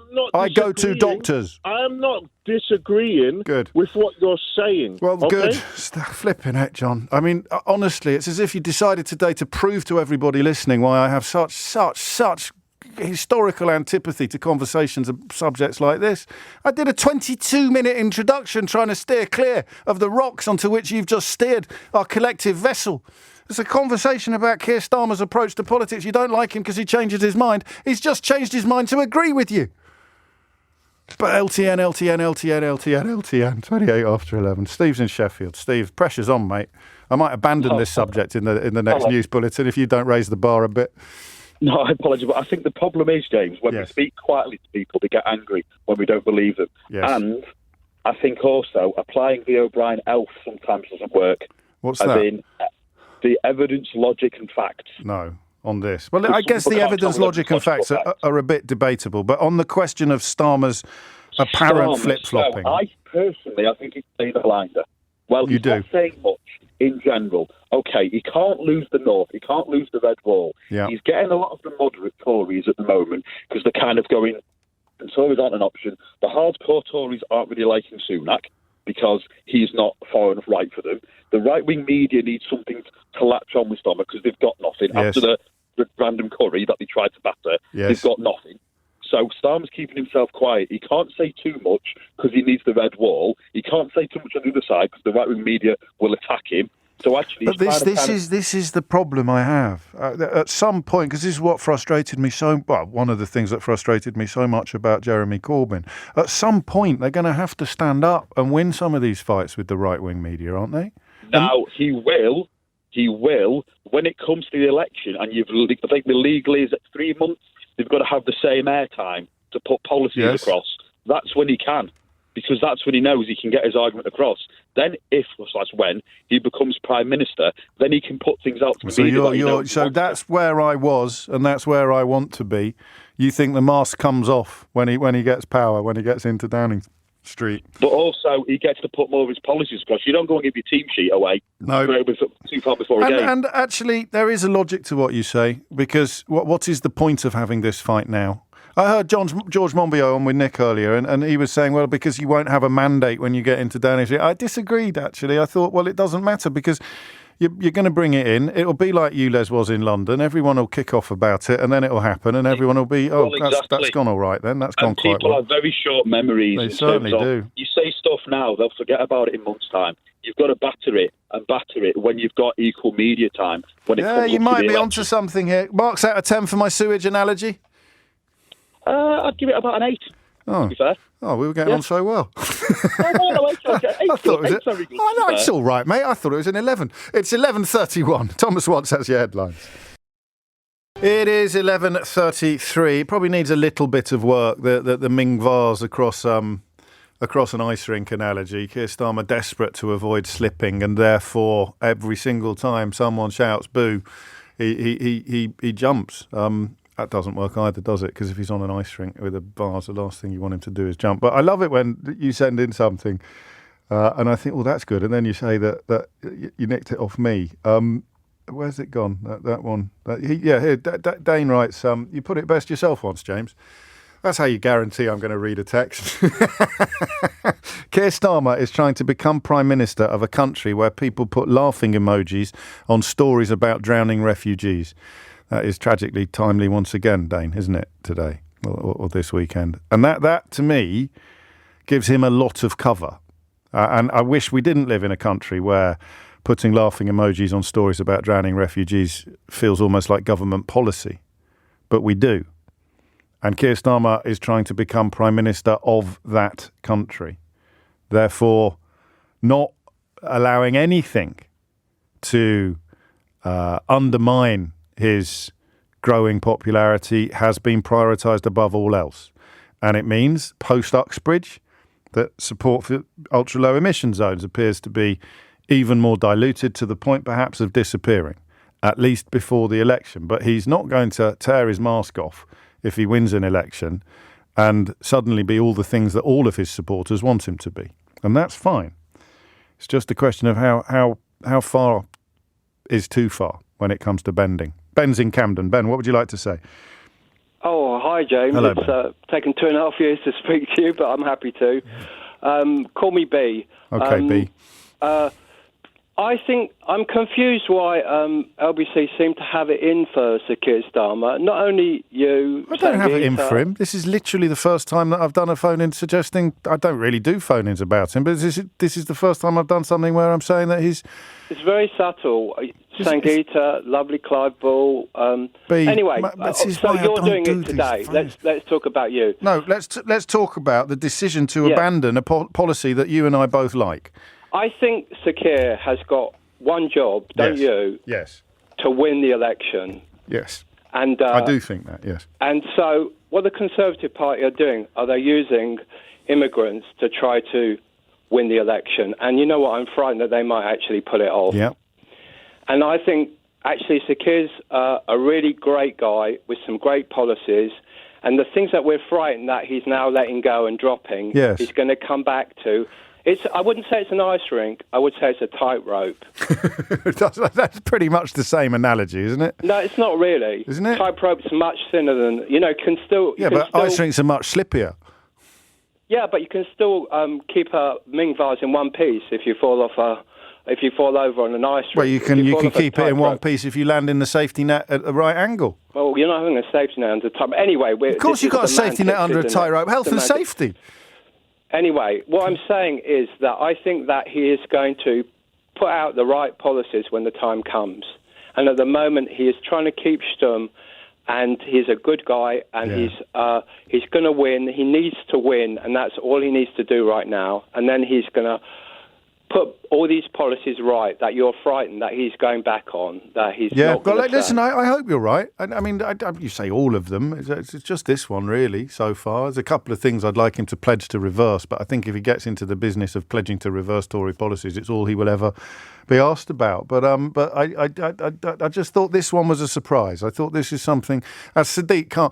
Well, there it is, actually. I just undermined my own argument, because I was about to say, as Sadiq Khan has shown, you can win this argument. Now, Sadiq Khan has won this argument. He was returned as Mayor of London after bringing in the first one. I think, didn't Johnson even bring in the first? Well, anyway, it didn't affect his electoral prospects, but it did affect the Labour candidate in Uxbridge. Quite a lot of messages like this coming in, and I think it's important. This is the one reason why I sometimes worry that I should do more on these topics. But as I think we've established, it's fairly clear why I don't. Hi, James. This is from Rachel. My Ford Focus 57 reg, that means it's 16 years old. It's a petrol car. It's ULEZ compliant.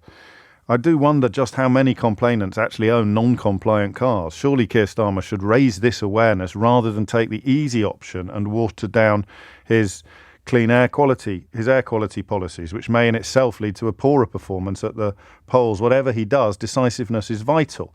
And another one as well, this one's unsigned. Oh, no, it isn't. This is from Alan.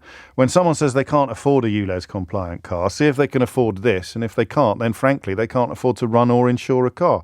And he sends an Auto Trader link to a Seat Ibiza Euro 4 that's on sale for £895. When my mate Scott told me that the Tories were going to win in Uxbridge because everybody was talking about ULEZ, I did come the closest I've ever come to having a strong opinion on the issue, which was to think, I mean, as a radio presenter, not as a punter. As a punter, I want clean air.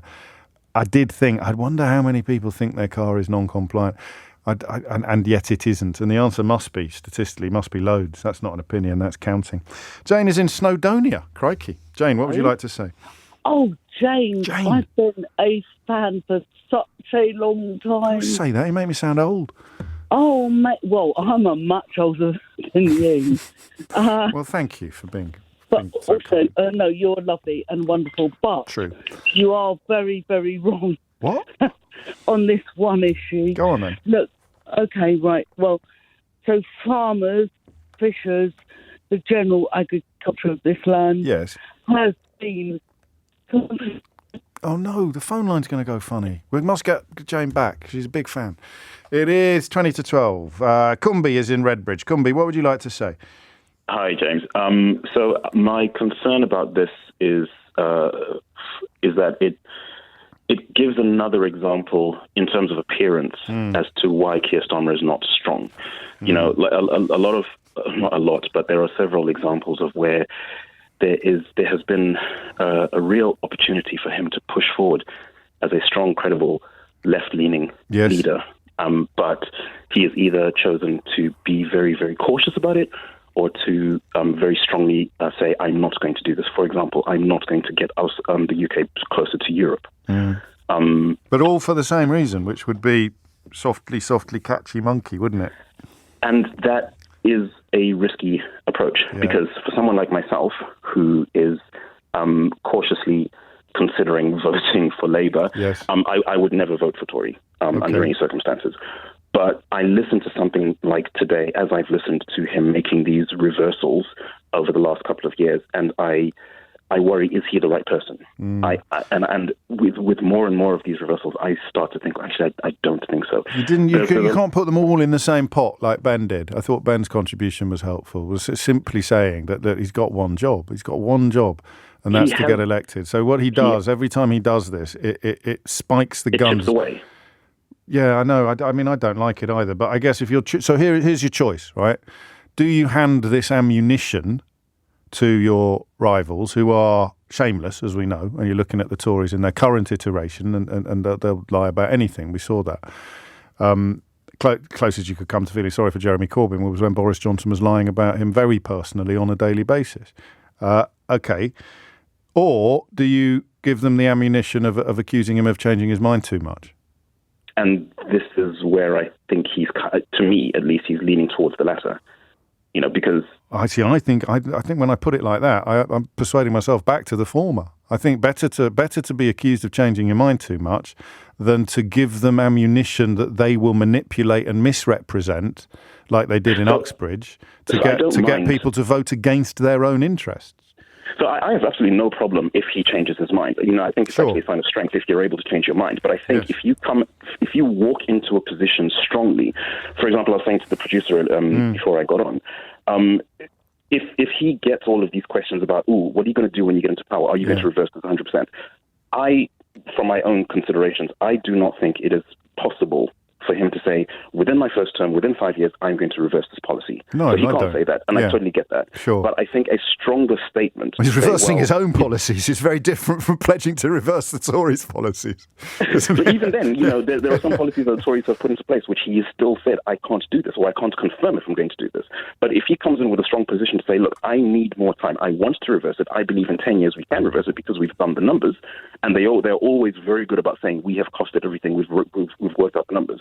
So work out how long it's going to take you and give a tentative pledge as to the fact that it's not going to take me 5 years, it's going to take me 10 years.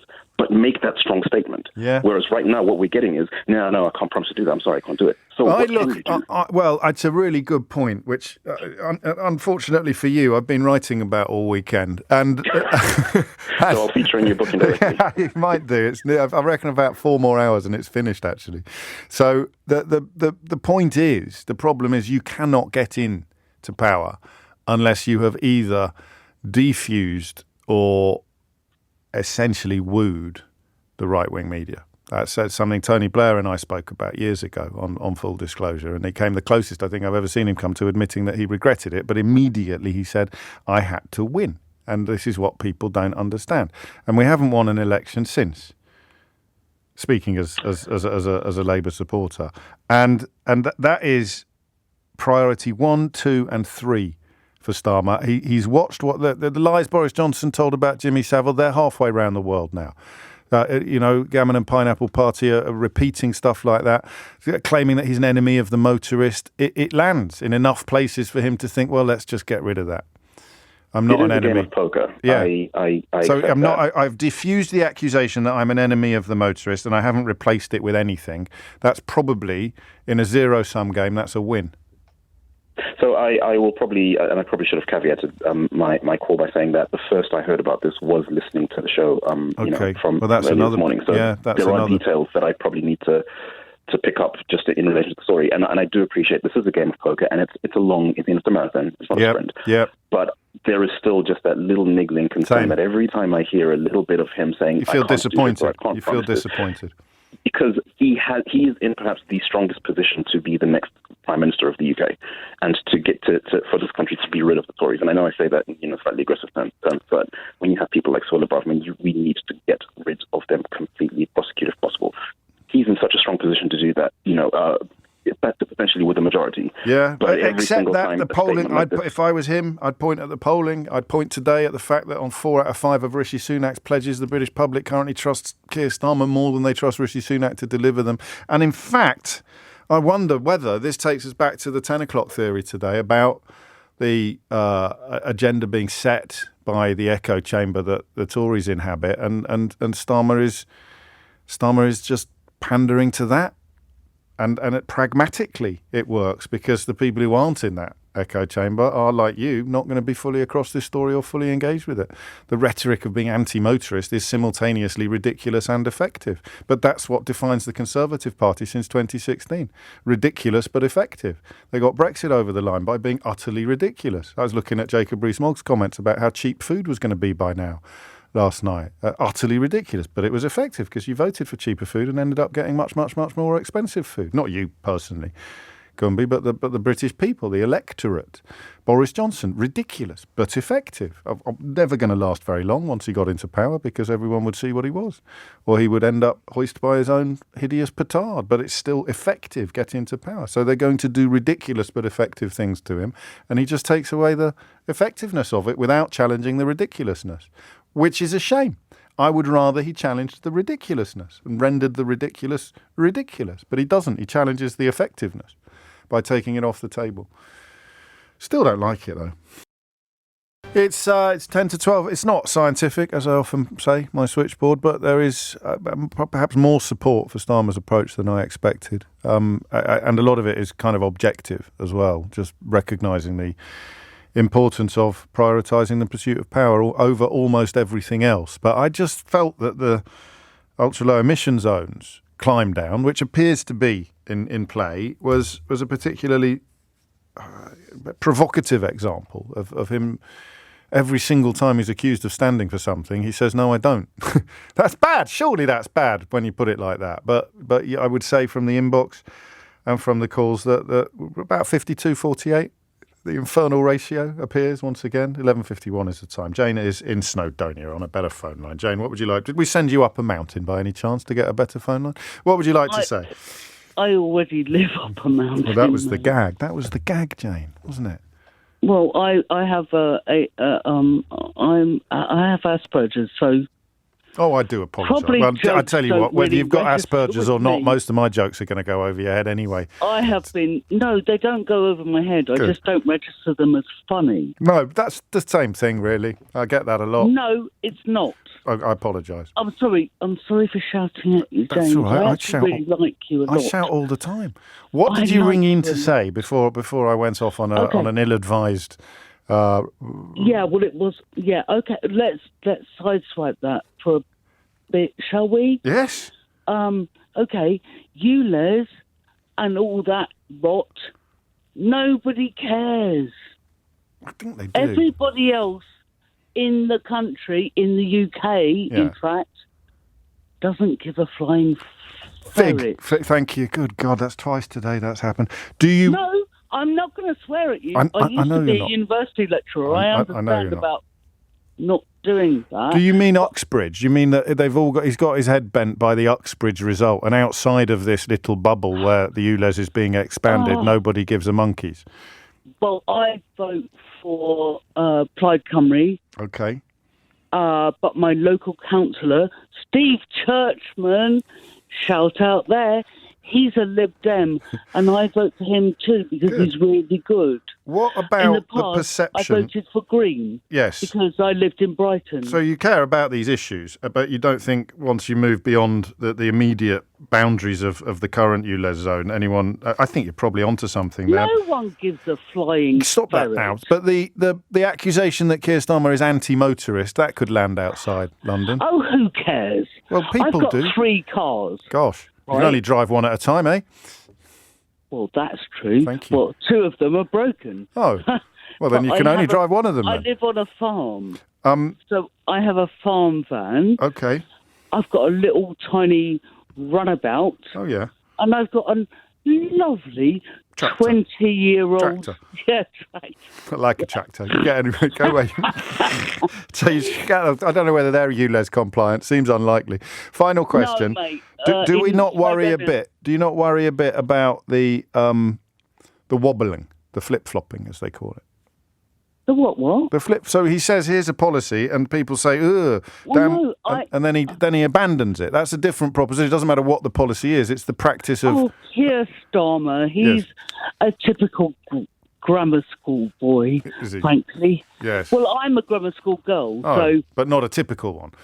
I can recognise one when I see one. And the sad thing about him is that he won't ferreting take a blooming stand. Well, that's what the topic's about. But you just phoned in to say you don't care. It's just, what is the stand? What is the? Maybe it's like, oh dear. Thank you, Jane. Thank you very much indeed. 11:54 and for the record, I don't think you need to have any conditions at all not to find my jokes funny or to even register them as vaguely amusing. But I do understand the point that you were making. Oh, back to Yorkshire, I think. Sarah's in Todmorden. Sarah, what would you like to say? Oh, hiya, James. Hello, Sarah. Hello. You're the same age as me, so I know you're going to remember this. Go on. Cast your mind back to 95, 96. Yeah. And what Blair and Brown were saying. And I voted for them in 97. I had to hold my nose to vote for them because they were saying they were going to keep to Tory spending commitments for the first Parliament. They've got to tread carefully. Don't scare the horses. They've got to tread carefully because otherwise, cast your mind even further back. So I think it was 92 with John Kinnock. Major, Neil Kinnock. And we all thought we were there, and we were flying our socialist flags high, and look what happened to us. We can't do it. We can't do it. I think he's doing the right thing. I'm going to hold my nose again and vote for him. And expect some of the things that he's not currently committed to that you would like to see enacted before there's another election, before the second one. And you've always got to work on the premise that even a wishy-washy Labour government is going to be better than what we've got now. Yeah, I mean, there it is. It's so in a way, the calculation, such as it is from him, is, as we've touched on already. I'll kill the accusation. I'll live with being accused of not being steadfast. Yeah. Because it's better than being accused of the things that you're accusing me of in order to rile up your readership or rile up your support. Oh, come on! I mean, you know the press very well. I do. You saw what they did to Corbyn. I did. And it's not quite the same. Not quite the same, and I think Corbyn was incredibly naive. Well, he was also incredibly silly. I think the better example is go back to Kinnock in 92. Yeah, got a little bit of a rush of blood to the head, and then 5 years later, there's no way Blair and Brown were going to drop that vase. Yeah. No way whatsoever. I like it, Sarah. I like it. I think you're probably right. And I'm glad that, in a way, encouraging me back to where I am more comfortable than as opposed to where I was at 10 o'clock this morning. Scott's in Clydebank. It's about letting the perfect be the enemy, the good a bit, isn't it, a lot of this? Scott, what would you like to say?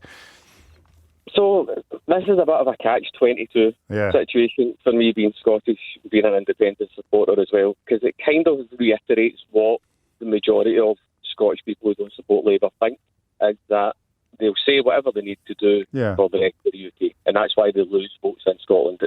It's kind of generally the consensus. But I think he's trying to play a long game before he has to play it.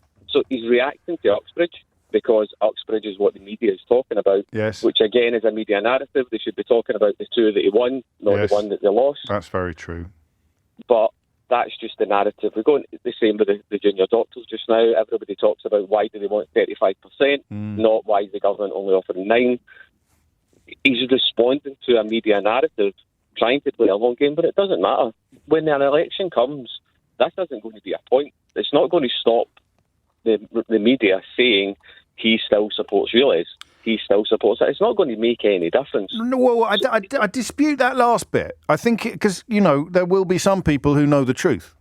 So it's not going to stop them lying, but there will be more people knowing the truth than if he did nothing. Absolutely. I agree with that. But those people who know the truth would still know the truth at the election time. It's just pandering to this right wing to try and keep the media on side, when it doesn't really matter. I don't know about that. I mean, you're at odds with the previous caller. She was very much of the view you can't afford to scare the horses, and Blair and Brown proved that. I'd lean a bit closer to that than to your analysis. Before you go, but am I right in thinking that Glasgow's low emission zone kicked in at the beginning of June? Well, that was something I mentioned to the person I spoke to earlier. Oh yeah. It didn't really have a massive effect here. No. There was a bit of media stir about it and how they're not supporting people, they're not coming out with the right support. Exactly the same as you're seeing in the rest of the UK and in London just now. But it doesn't really affect the polls, doesn't really kind of hamper any votes or support, because it's largely supported in Scotland and most of the UK and Wales. It is. It's a popular policy until someone turns up on the back of a very specific by-election and persuades people who have got compliant cars that they haven't, which seems to be what happened in Uxbridge. That'll teach me to go on holiday. Thank you, Scott. It is coming up to 12 noon. Quite a few other little bits and bobs to talk about today. We found that bloke. I talked about a mythical bloke last week. I don't know if you heard. I said, I think what we should really be focusing on with the asylum seeker so-called hotels is the people that own them. Somebody somewhere is making a ton of money. The Mail, of all places, found one of them yesterday. 25 million quid a year that he's making in profit. But I told you were looking in the wrong place, but it didn't make any difference, did it? So we might have a look at that, or we might have a look at the reason why young people have started fretting more than ever about, wait for it, the meaning of life. And don't text me the number 42. It is 3 minutes after 12 and you are listening to James O'Brien on LBC. And I like this. If you are my age, was it Jane who referred a moment ago to being of a similar vintage to me, then if I say ology, you say BT, don't you? It was a wonderful advertising campaign starring Maureen Lipman as a sort of Jewish grandmother taking a huge positive interest in her grandson's exploits. And when he did badly in his O-levels, he told her that he'd got a B in sociology or something like that. And she said, oh, well, you've got an ology. And it was funny because at the time sociology was regarded as a bit of what we used to call a Mickey Mouse subject. And that is my vintage. That's my age. That's my background. I am of an era that thought if you were doing sociology at O-level or A-level, it was because you couldn't cut the mustard on what I would once have called proper subjects. It's funny how I know I obsess about this, but I think it's how you stay young. You keep challenging yourself and keep recognising that the world is changing. Otherwise, you turn into a terrible old dinosaur. The same view on everything that you had 30 years ago, you've still got exactly the same view today. So media studies was another good example of something that my late father, who was a newspaper journalist of the old school, found ridiculous. He was in favour of training journalists, but the notion of an academic subject of media studies was so at odds with his experiences that he found it ridiculous. And then so did I. Would you believe that when I started at LBC, and I think it's the 20th anniversary in January. I don't know whether that's of this slot or of a year before when I started. It doesn't matter. There were only 1 or 2 places in the country where you could do media study. Did you know that? Now it's everywhere. One of the first articles I ever got published in a magazine, it was called G-Spot, the magazine, which took some explaining to my mum. But it was a bit like Dazed and Confused. It was a sort of, a club-based cultural magazine. And I wrote an article for them about media studies, and there were hardly any of them. It was incredible. And now, of course, they are everywhere. So academia changes. The things you need to study change. Think about the internet and the difference that has made to learning itself. There's not actually much benefit anymore in having enormous knowledge filed away. Some stuff that you learn by rote is beautiful and valuable. Poems, for example. That was it, Mark in Hampshire. You've got an ology, you're a scientist. But it was sociology, which is what made it funnier. So you've got to be across that. You've got to recognise. And then you suffer from what we might call go vitus, where you think that the education system in which you flourish must be the best education system. And I very much used to suffer from that as well.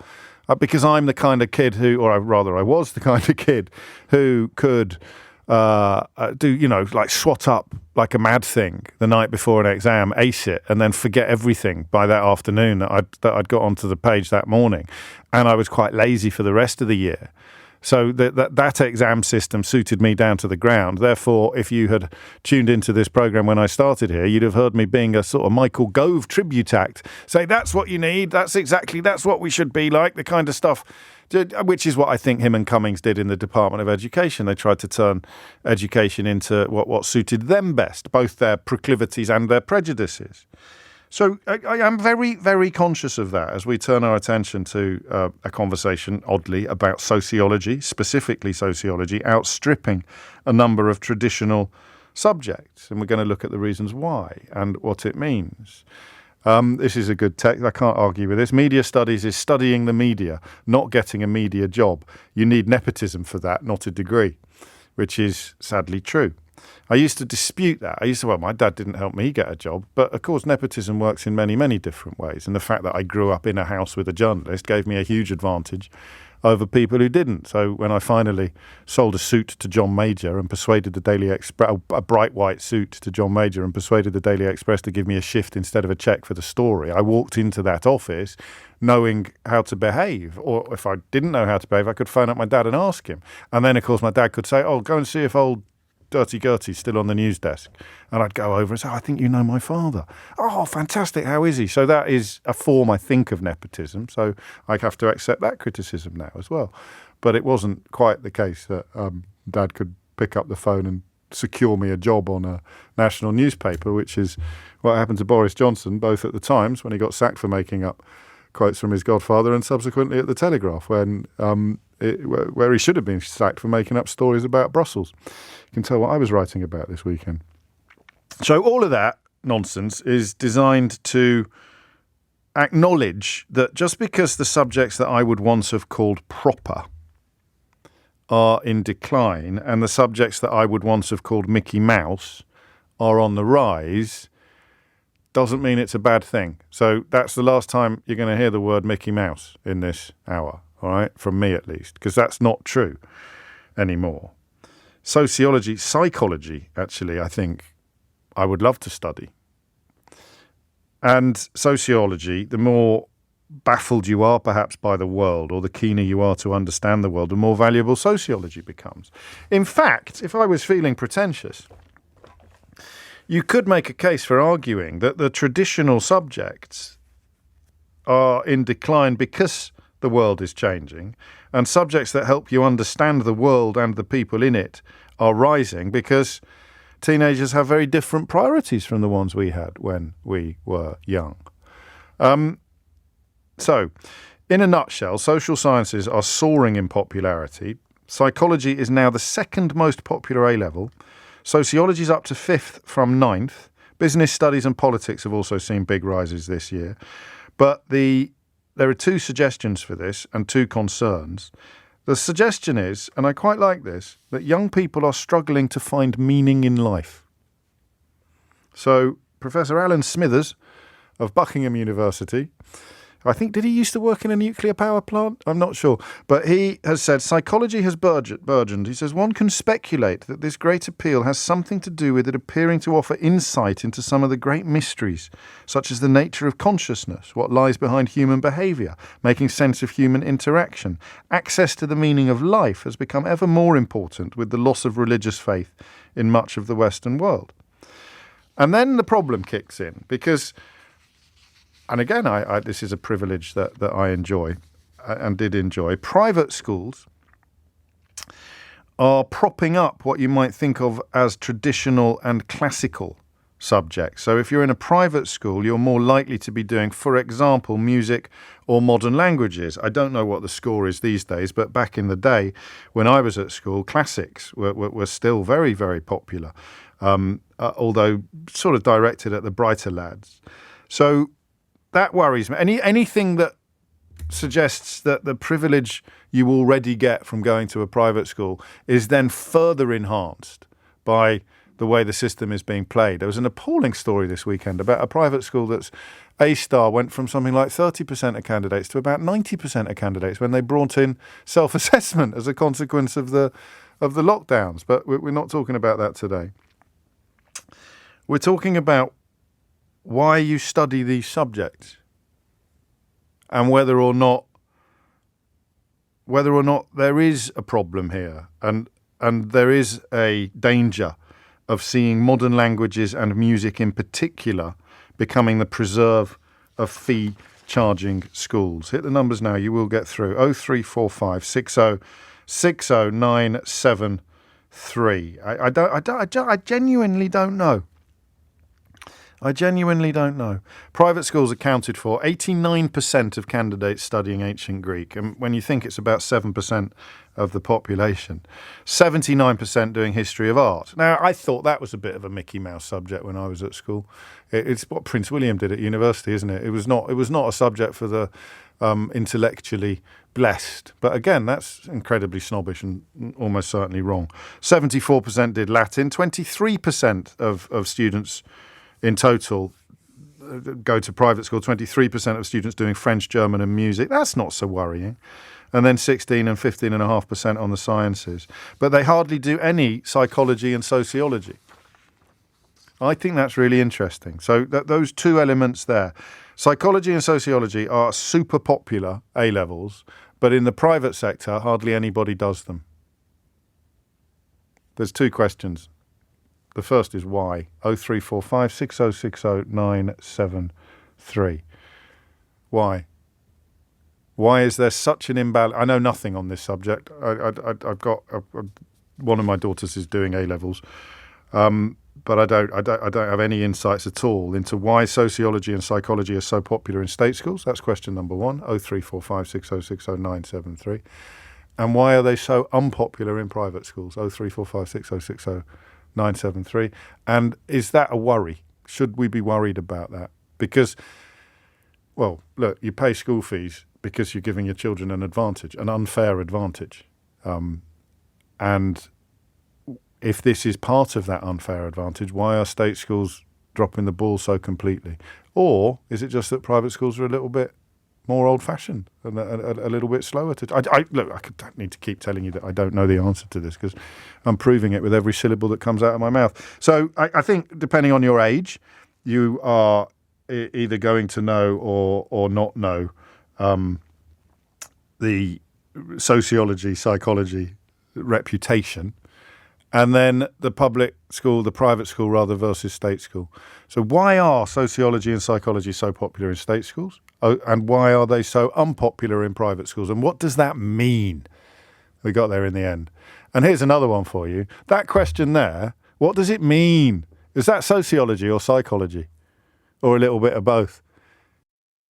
It is 12:17. I'm interested in the subjects and I'm interested in the distinction. The subjects are sociology and psychology. The distinction is that they're super popular at state schools and hardly studied at all at private schools. I want all the whys and all the whats. Sophie's in Woking. Sophie, what would you like to say?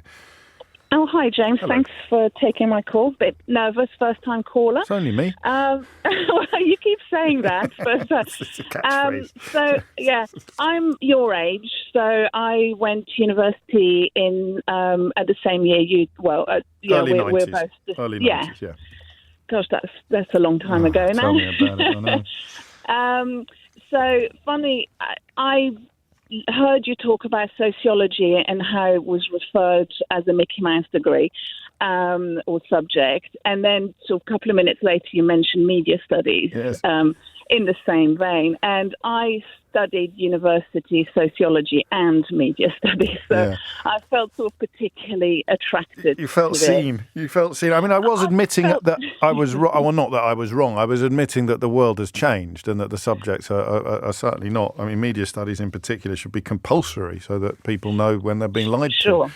Yeah, exactly. And I think in those days, and I'm the first to admit it, did get referred to as a Mickey Mouse degree, or you didn't know what to do, or you didn't have the gravitas or the knowledge to do a real subject, And to some extent, I think it still does. And within my family anyway, they still joke about mummy doing a Mickey Mouse degree and all that. Cheeky beggars. But, yeah, no.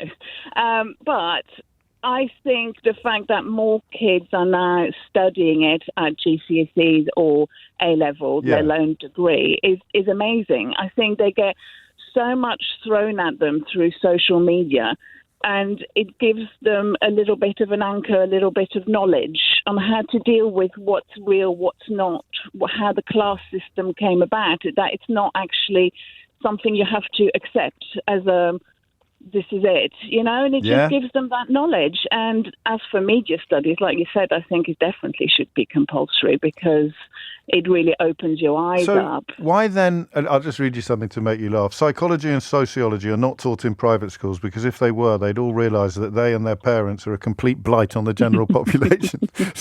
Well, that's about, you answered your own question, I think, there, haven't you? I don't know, it's unsigned. Why, I don't know that either of us are going to have an answer to this, but why would they be such unpopular subjects in private schools then? I think private schools are still very traditional in the way they work. I mean, you've been to private school. I believe you actually went the same year as my husband at the same school. Oh, really? Oh, Lord, don't believe anything he has told you about me. Not a single. It's all lies. It's all lies. I did ask him, did you know James O'Brien? He said, yes, I think I did. But I think, private schools are still very, very traditional. It's sort of, very, this is what you do. You do your English and you do your sciences and maths and, that's what you focus on. And to deviate from that is probably not quite in their remit yet. I don't think they can quite accept it as a genuine subject that is a good thing to study. What about jobs? So here's an interesting one. I was a psychology teacher and I now have a PhD and work as a lecturer. In schools, psychology and sociology are pitched as fun and engaging humanistic subjects, which understandably young people are attracted to. I think private schools understand that whilst it's nice, it's tricky to get specialised jobs in these fields, and there is little status and or notoriety unless you have groundbreaking research or become a famous TikTok psychologist.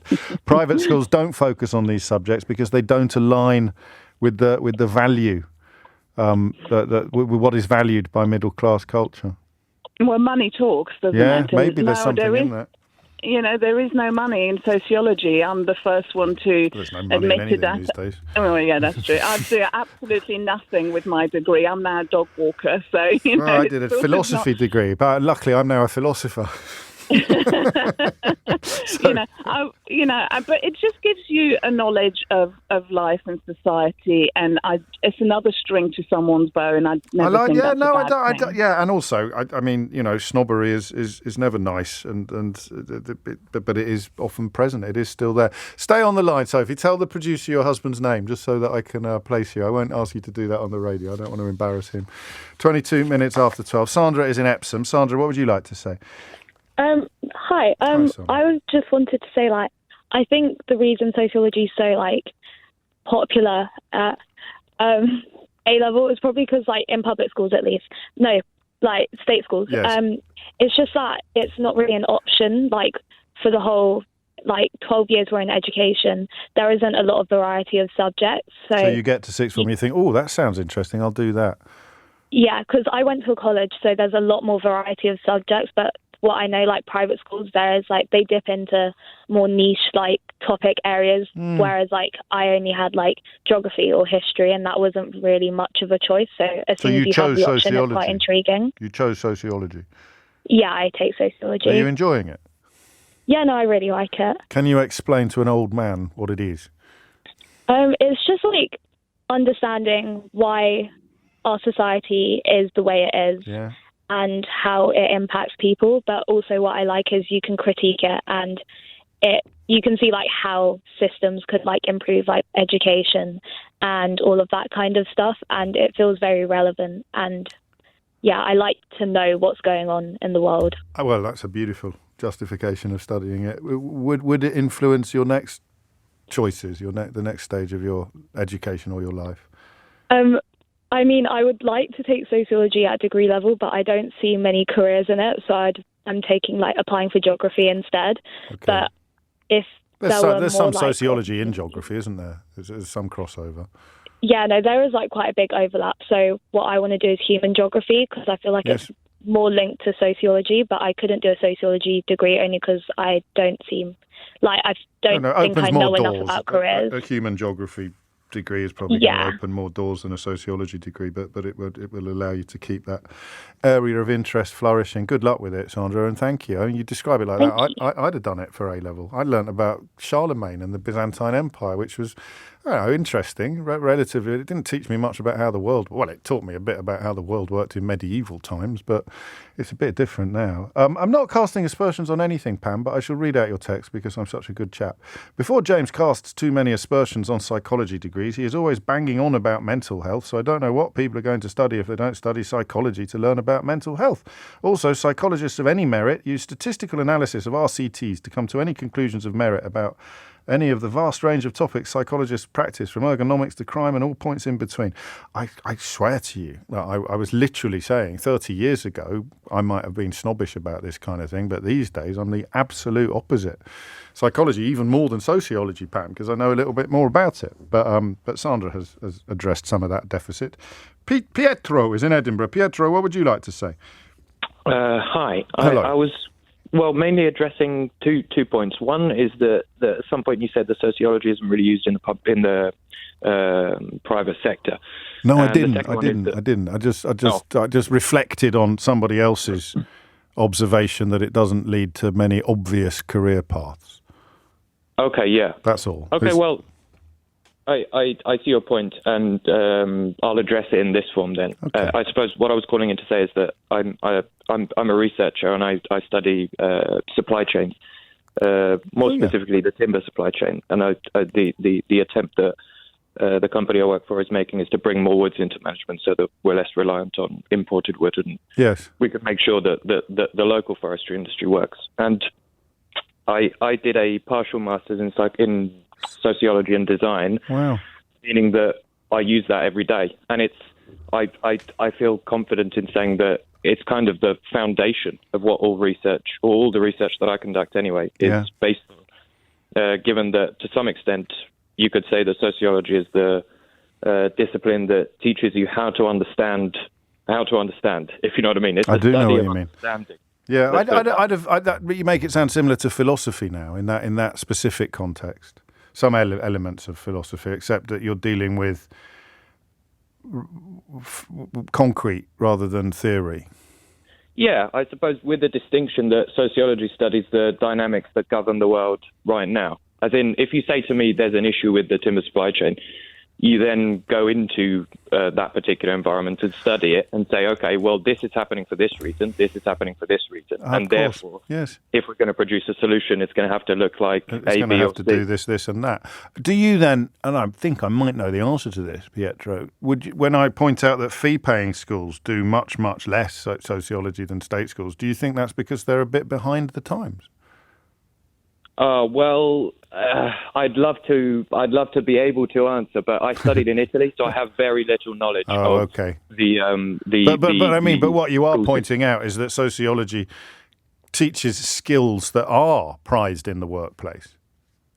Yes, that is my fundamental point, yeah. Which means the analysis I've seen a lot of today saying that they don't teach it at private schools because they don't think it's an employable skill is flawed. Yeah, that I would agree with. Okay. There's one caveat that I would add to that, which is that I don't necessarily think that sociology alone is a degree that you can do and then go into a job. Right. I think it's an essential foundation to something more specific, but alone it cannot satisfy what the current requirements of the job market are. What a brilliant call, thank you. And so what you really need is really good advice on what to study and what specifics to do, particularly at master's level, but also at undergraduate level. What was your first degree, if you don't mind me asking? It was product design. Okay. So, a lot more fascinating. A lot more about the process. Yeah, but again, to then think I'm going to add some sociology to this is such a helpful insight for me to come to a better understanding of what the bigger picture is. And because there it is, it's all, you talk about analogy, or we see it as quite vague, quite theoretical, but it isn't. You apply what you've learned to improving anything from, well, in this case, timber supply chains.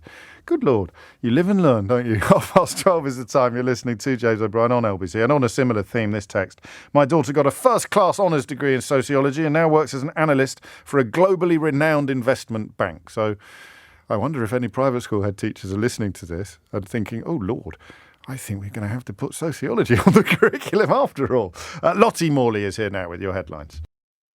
12:32 is the time, and you are listening to James O'Brien on LBC. I've just worked out why that gibberish on the front page of the Daily Mail about Welsh hospitals is there. Sally Nugent doing a bang-up job on BBC Breakfast this morning of holding Steve Barclay to account. But most of the interviews that they do, of course, that won't happen. Nice to see the BBC discovering some teeth. I don't know if you knew, this is NHS week.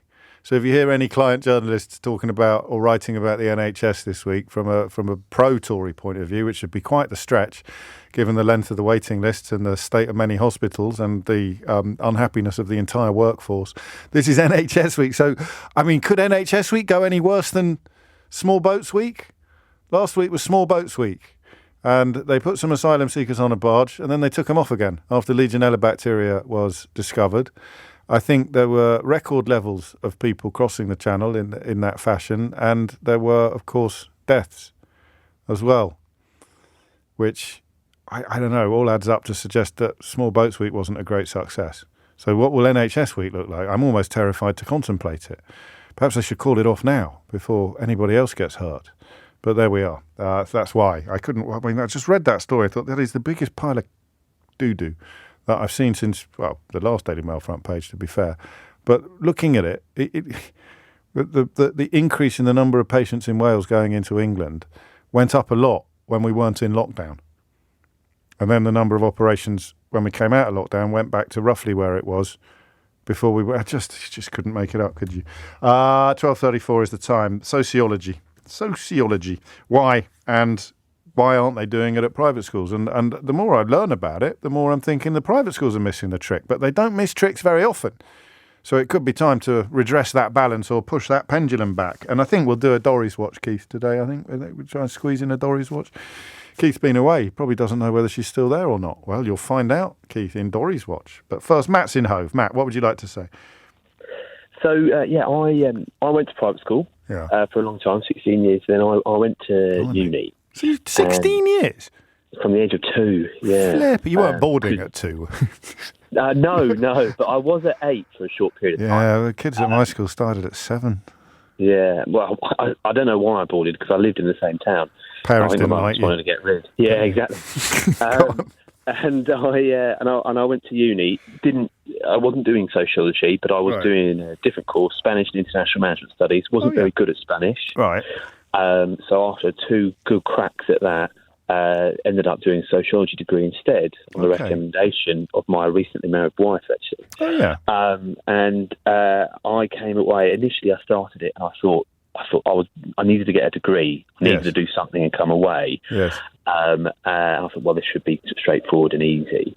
Thought it was going to be a little bit just tosh, really. Yeah. And I left after 3 years with a 2-1, and I thought it was the most important subject that could ever be taught. Wow. I think I found it was fascinating. So this radio show is like your university experience in microcosm, because I'm on a similar sort of. It does sound absolutely riveting and deeply important.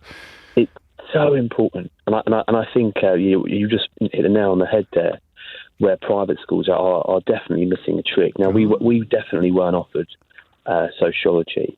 I think we were psychology, but I didn't take that. And I think it's because it's not deemed maybe as certainly one of the classics, or one of the or one of the classic extracurriculars either.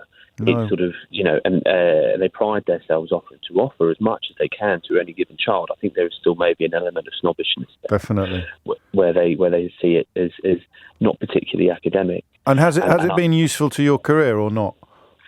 I'm an estate agent, so okay. Not particularly useful, but certainly my life, my understanding of the world that we live in, and my viewpoint on the society as a whole has been greatly influenced in it. And the boy that I was, that went into uni, certainly different the man that I am now because of sociology. Oh, that's beautifully put. Gosh, it's a goldmine, this topic, and it doesn't have to impact on you. I mean, I think it's a danger to see subjects value only in terms of what they add to your employability. That's very much the direction of traffic that the Tories like. But as you pointed out, you probably are bringing stuff you learnt to work, but not explicitly. It's not stuff that you need to have studied to do that job. But in terms of how societies function, and I mean just the human geography element, but what's desirable and what isn't desirable. But as you say, it gives you a better relationship with the universe. Absolutely. It helps you, and especially speaking as someone who went to a private school, obviously very privileged, it does help you put you in the shoes of others. Oh, gosh. That's why they don't do it. Exactly that. Exactly. and I think there it is. Because it's quite a liberal subject. Yes. And my mindset going into it was I wasn't a very liberal thinking chap at the time. Right. And now I'm completely different. Gosh. And, and we learn all about trans rights and things like that. Yes. 10 years ago, and I remember to this day, really? my lecturer saying, "This is going to blow up. This is going to be the next thing. This is going to be the thing that everyone's going to be talking about." And the breakdown of the language and looking at the language of how we look at debates and so forth, and you can cut through it and realise that people sometimes who argue against certain things are wholly basing their argument on language and the use of language. And all that changes is the target. All that changes is the target, the rhetoric and that. Well, I think if I had my time again, Matt, I'd probably do a bit of sociology myself. It's good fun. Lovely stuff. Thank you, mate. We'll talk again, I hope. 12:38 is the time. Rachel is in Wandsworth. Rachel, what would you like to say? Hi, James. Hello. So I also went to private school, yes. and I hope the advertisers are listening, Rachel. I hope they're appreciating the demographics and the ABCs of my audience. Carry on. And I wasn't encouraged to do psychology, so we were offered psychology for sixth form, right? And it was kind of being told to us that the other pupils would always say it's a soft subject. So we kind of wouldn't want to go towards it, and we'd see kind of the smartest students go towards politics, classics, history, right, things like that. We went towards psychology. It kind of looked like a bit pop out at the time. Yeah. But I always used to read around psychology in my own spare time, so I ended up actually going to university, doing psychology and doing 2 further masters in psychology.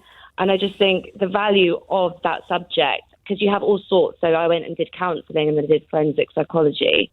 And I just think everything you end up doing has a bit of psychology, even with the previous caller. Right, if you're interacting with human beings, there's psychology involved, isn't there?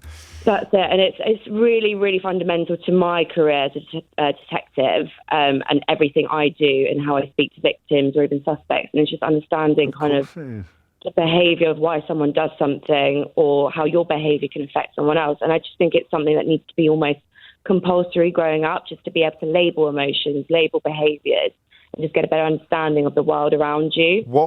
That's brilliant. God, I've loved this topic, and it was a late entry as well, Rachel, on the list today. What I'm going to phrase, I want to phrase this question responsibly. Mm-hmm. But what I mean, a skill or an ability that you think distinguishes you from some of your colleagues that is down to your psychological training? What I mean, can you spot liars more easily, or just being that is something. It's about reading emotions, yes, verbal cues, those things. And also having a better understanding of how someone's background, environment, economic status, everything can affect their behaviour today. Gosh. And kind of also, their behaviour says something about not why they're doing it, like in the moment, but it's something that's beyond, like from their inner child almost. It comes out. So it's almost not seeing it surface level. It's kind of understanding. Can empathy not be an obstacle though to catching? Yeah. I mean, I've been told that I'm a bit of an empath, so right. almost absorb emotions and kind of feel everything. But it's just, it can get in the way, but it's understanding why you feel that way as well. And yes, how of course. so it's all kind of connected and just helps you understand the world in such a better way. And I just think it's such a valuable tool to have in any workplace. Put it like that, it should be compulsory for all coppers. Definitely, 100%. And yet you sound some old school copper who rings me would consider this to be absolute heresy, wouldn't he? Yeah, I know what you mean. I think we're having a lot more talks around psychology and how to kind of use it. You're probably on that fast track as well, are you? You're probably on that graduate fast track. God, dear God, yeah, down with that sort of thing. I love it. Well, that was psychology as well, which got pushed into the background a bit versus the sociology, but speaking to very similar themes. Rachel, thank you. John's in Ripley. He says, James, private school academic subjects are about keeping the world as it is. Sociology is understanding how it got there and how it might be, which kind of answers one of the underlying questions, doesn't it? Jenny is in St Albans. Jenny, what would you like to say? Oh, hi, James. Hello. I've been listening to the last few calls and that text. Yes. And they sort of, all of them feed into what I ought to say, because when you asked this question, I just thought, well, it's bloody obvious. Sorry. Sorry, but to me, anyway, why sociology and psychology are associated with state schools and things like the classics and the traditional academic subjects are associated with the private schools. It's to do with politics, really, fundamentally. Sociology and psychology are seen as sort of lily-livered, navel-gazing, woke, left-wing subjects. They are. I grant you that. But I think you misread. I mean, I think you've probably got more wokeness in some private schools than you have in some state schools, to use that largely meaningless word. Well, I agree, but I mean, that's a relatively new thing, isn't it? Yes. And institutions take a long time to change, particularly. Also, don't forget. Of course you're right. And don't forget that the parents at the private schools are going to probably be a big part of this. So the parents are going to be the ones that are thinking, oh, it's ethnology. That's not a proper subject, even though it is. The teachers might think that it is, but the parents probably not keen on it for their children, for little James or Jemima, and therefore, do you see what I mean? There's a chicken and egg element to it as well. So it might be a really good subject to study, but if mum and dad still think it's Mickey Mouse, then little Jemima is probably not going to do it. Yeah, I think that's true. Especially if you're paying. I keep talking over you. No, sorry. I think maybe I have this impression partly just because I had a sociology teacher named Mr. Hagger. I'm about the same age as you. I did my first degree in the early 90s, and I did another one later on. And he was a Labour Party activist. He was a sort of polo net wearing lefty. So, maybe that's partly why I've got that. I have that impression, but. Also, just historically, the classics were seen as the education for gentlemen. Yes, they were. And a classical education, that's what Thomas Hardy's novel Jude the Obscure is about. Jude wants to study classics at Oxford. That's just not accessible to him because he's not from that class. And we're stuck in that, because you look at the public schools, and they're still very much stuck in an old model of training boys up to run the empire, and thinking that a classical education is what you need to most effectively engage with the world around you. And I guess a quick glance at Jacob Rees-Mogg would address the wisdom of that worldview.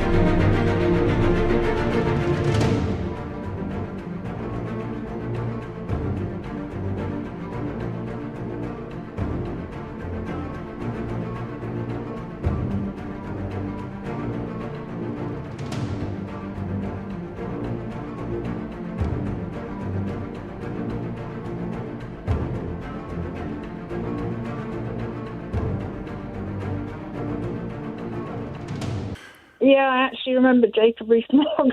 I encountered him because I was at Oxford at the same time as him, and I remember seeing him speak in the Oxford Union. There's just a little sort of anecdote. When he was about he must have been about 22 and I must have been 19. Yes. He looked exactly the same as he does now. He had the same haircut, same glasses, same teeth. And I can remember, this was at the beginning when you were a fresher and you sort of tip up to the Oxygenian and see what it's all about. Realise it's one of the kind of people you don't want to hang out with and never go back again. But I can remember watching him speak and just thinking, God, this person's an absolute joke.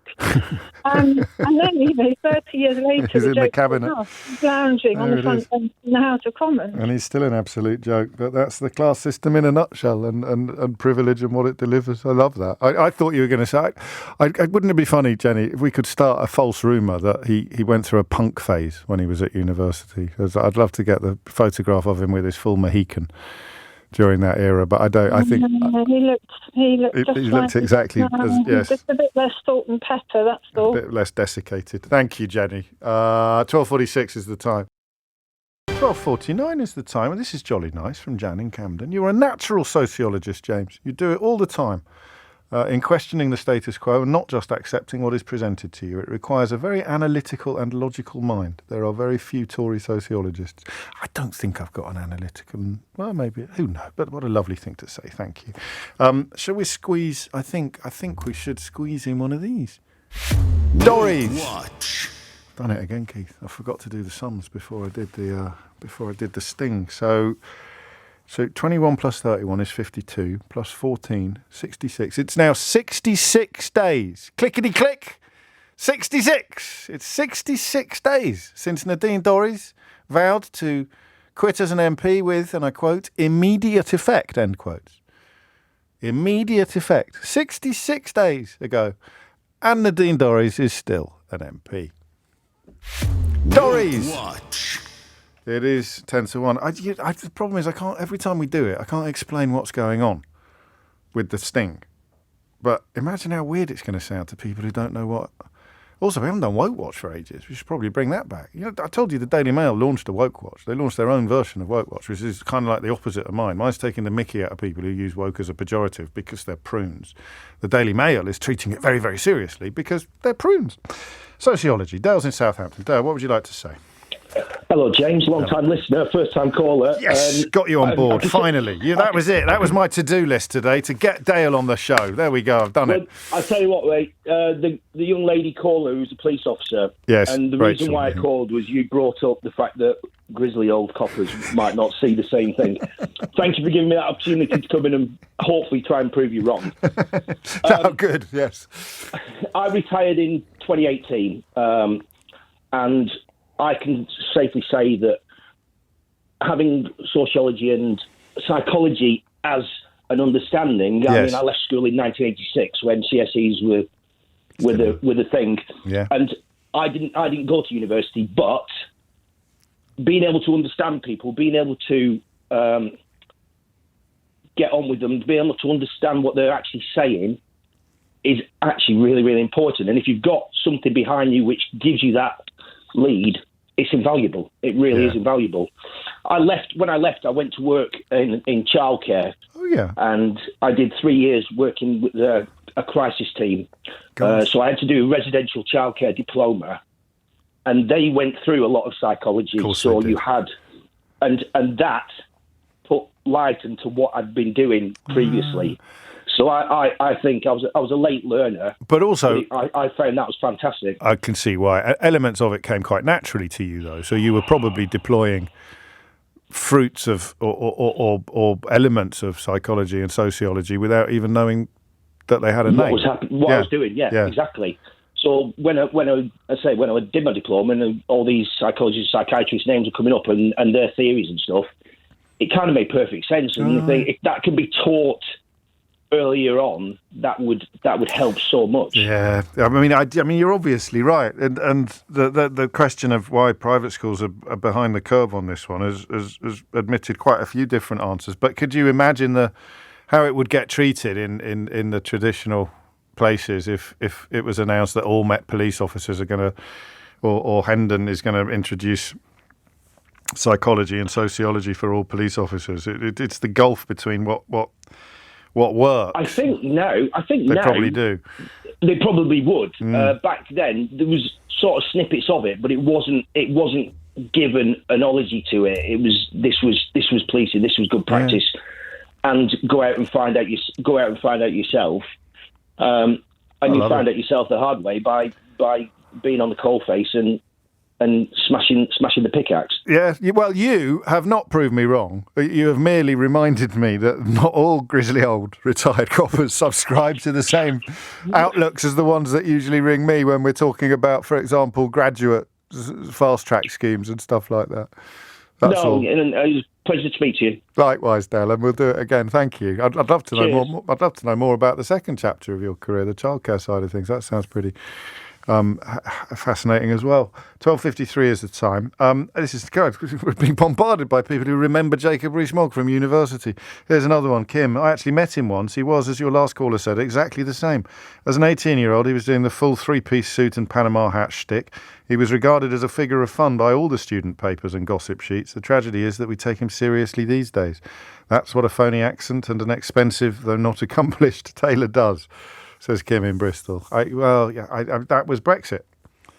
Brexit was the point at which you had to take ridiculous people seriously because you had treated a ridiculous thing very seriously. So the newspapers, the Conservative Party, the political establishment, much of the broadcast media suddenly had to take seriously things they knew to be ridiculous because the ridiculous had been rendered reality. And I do like bringing Brexit into things when I can, but you cannot underestimate, I beg your pardon, you cannot overestimate the significance of that moment and the things that it broke. Look at someone like Nadine Dorries ending up in the cabinet as Secretary of State for Culture, Media and Sport. That cannot happen unless you've turned the universe upside down. Jacob Rees-Mogg campaigning on how food was going to be cheaper when everybody who understood the issue said it wasn't. So you have to treat him seriously. And it's going to continue for a while yet, I'm afraid. Neil is in Swindon to steer us back to sociology and psychology. Neil, what would you like to say? Hello, James. First-time caller. Welcome. Bit nervous. I was going to say that I'm getting on a bit. I started as a student nurse in the 1980s. I didn't have... And you haven't finished yet? Flipping heck, man. They're taking the scenic route. So I didn't have any A-levels. I didn't have a chance then to go to university. And I ended up in a small school of nursing. No degree, no certificate, no diploma. It was a nursing course. And I worked in a then institutional setting. Okay. Now, I had a tutor, Carl Nuncusing, who still works in Portsmouth as a senior lecturer. Yeah. I've introduced psychology and sociology to the nurse education program. It's a medical model, and it fundamentally changed our ideas about how to support people with disabilities in our communities. And we fought quite hard together, and we formed student alliances, and we pushed the boundaries of the medical model then with two scientific theories that were poo-pooed and not seen as anything more important than. So, and I continued. I went to university as an adult and continued to do psychology. I did my master's with Carl at Portsmouth, and I'm now a lecturer and a counsellor. My daughter went on to do anthropology, so he was a catalyst then. Wow. In looking at seminal texts like Irving Goffman, Total Institutions, to say why do institutions? Why are we doing this as a nurse? And it's just an example. It's just an example of how important those two subjects were to me and to mental health and disability nurses then, and how they've continue to learn, never stop learning. I did my PhD at UE, never. On supporting families with children with disabilities, never stopped. And those are the two subjects that have been pivotal, as well as integrating, as well as integrating other subjects. But I think there's room for both. I think there's room for 3, 4. I think there's room for scientific, of course, type. Getting out of this either-or mentality. I'm going to squeeze in one more call because I think you'd like to hear it as well. And then it's Sheila. Matt's thank you, Neil. Matt's in Lancaster. Matt, I haven't got long. What did you want to say? I just wanted to say that I studied sociology at university, and I went on to become a secondary school teacher. And I worked in a tough comprehensive, and now I'm working in an SEMH school. It's like a special educational needs for children that are looked after or in foster care, and it's really, really informed my practice. Of course it has. Looking at the barriers to learning, looking at the socioeconomic background, looking at how parents find accessing secondary schools hard as well because of the background they've had, and it encourages empathy, and it's made me a better teacher. So I know somebody early on said, I don't know how it applies to the world of work. Absolutely, I don't teach sociology. Sure. That's not the subject I teach in school. But in terms of how it informs my teaching, you use it. I love it. I love it. I'm glad we squeezed you in, but I'm right up to the wire. That was one of the most satisfying hours of radio that I've done in a long time. And when we started with it, I had no idea what we were going to be doing. If you missed any of it, I've sold it to you now. You can rewind it, or you can download the full show podcast, listen back on Global Player, where you can do all of those things. And you can also find all of LBC's shows to catch up on, as well as staying up to date with the latest news from LBC. That's Rewind Live Radio on Global Player. Download it for free from your app store or head to globalplayer.com. Tom Sawbrick's back from his holidays. He'll be with you at 4. Sheila Fogarty is with you now. I can see why that was one of the most satisfying hours you've had in a long time. We were chatting upstairs about it as well. And I was thinking just now, listening to that last caller, last two in fact, how lucky we are to talk to the people that we talk to every day. Sorry to get a bit Miss World contestant about it. But I just want to help people. I just want to talk to people. But I mean, the insights into other people's lives that we get just by chin wagging all day. Very lucky. Thank you, James. Thank you, She. That was a joy, that last hour. Have a lovely afternoon. That last hour. Have a lovely afternoon. That last hour. Have a lovely afternoon. That last hour. Have a lovely afternoon. That last hour. Have a lovely afternoon. That last hour. Have a lovely afternoon. That last hour. Have a lovely afternoon. That last hour. Have a lovely afternoon. That last hour. Have a lovely afternoon. That last hour. Have a lovely afternoon. That last hour. Have a lovely afternoon. That last hour. Have a lovely afternoon. That last hour. Have a lovely afternoon. That last hour. Have a lovely afternoon. That last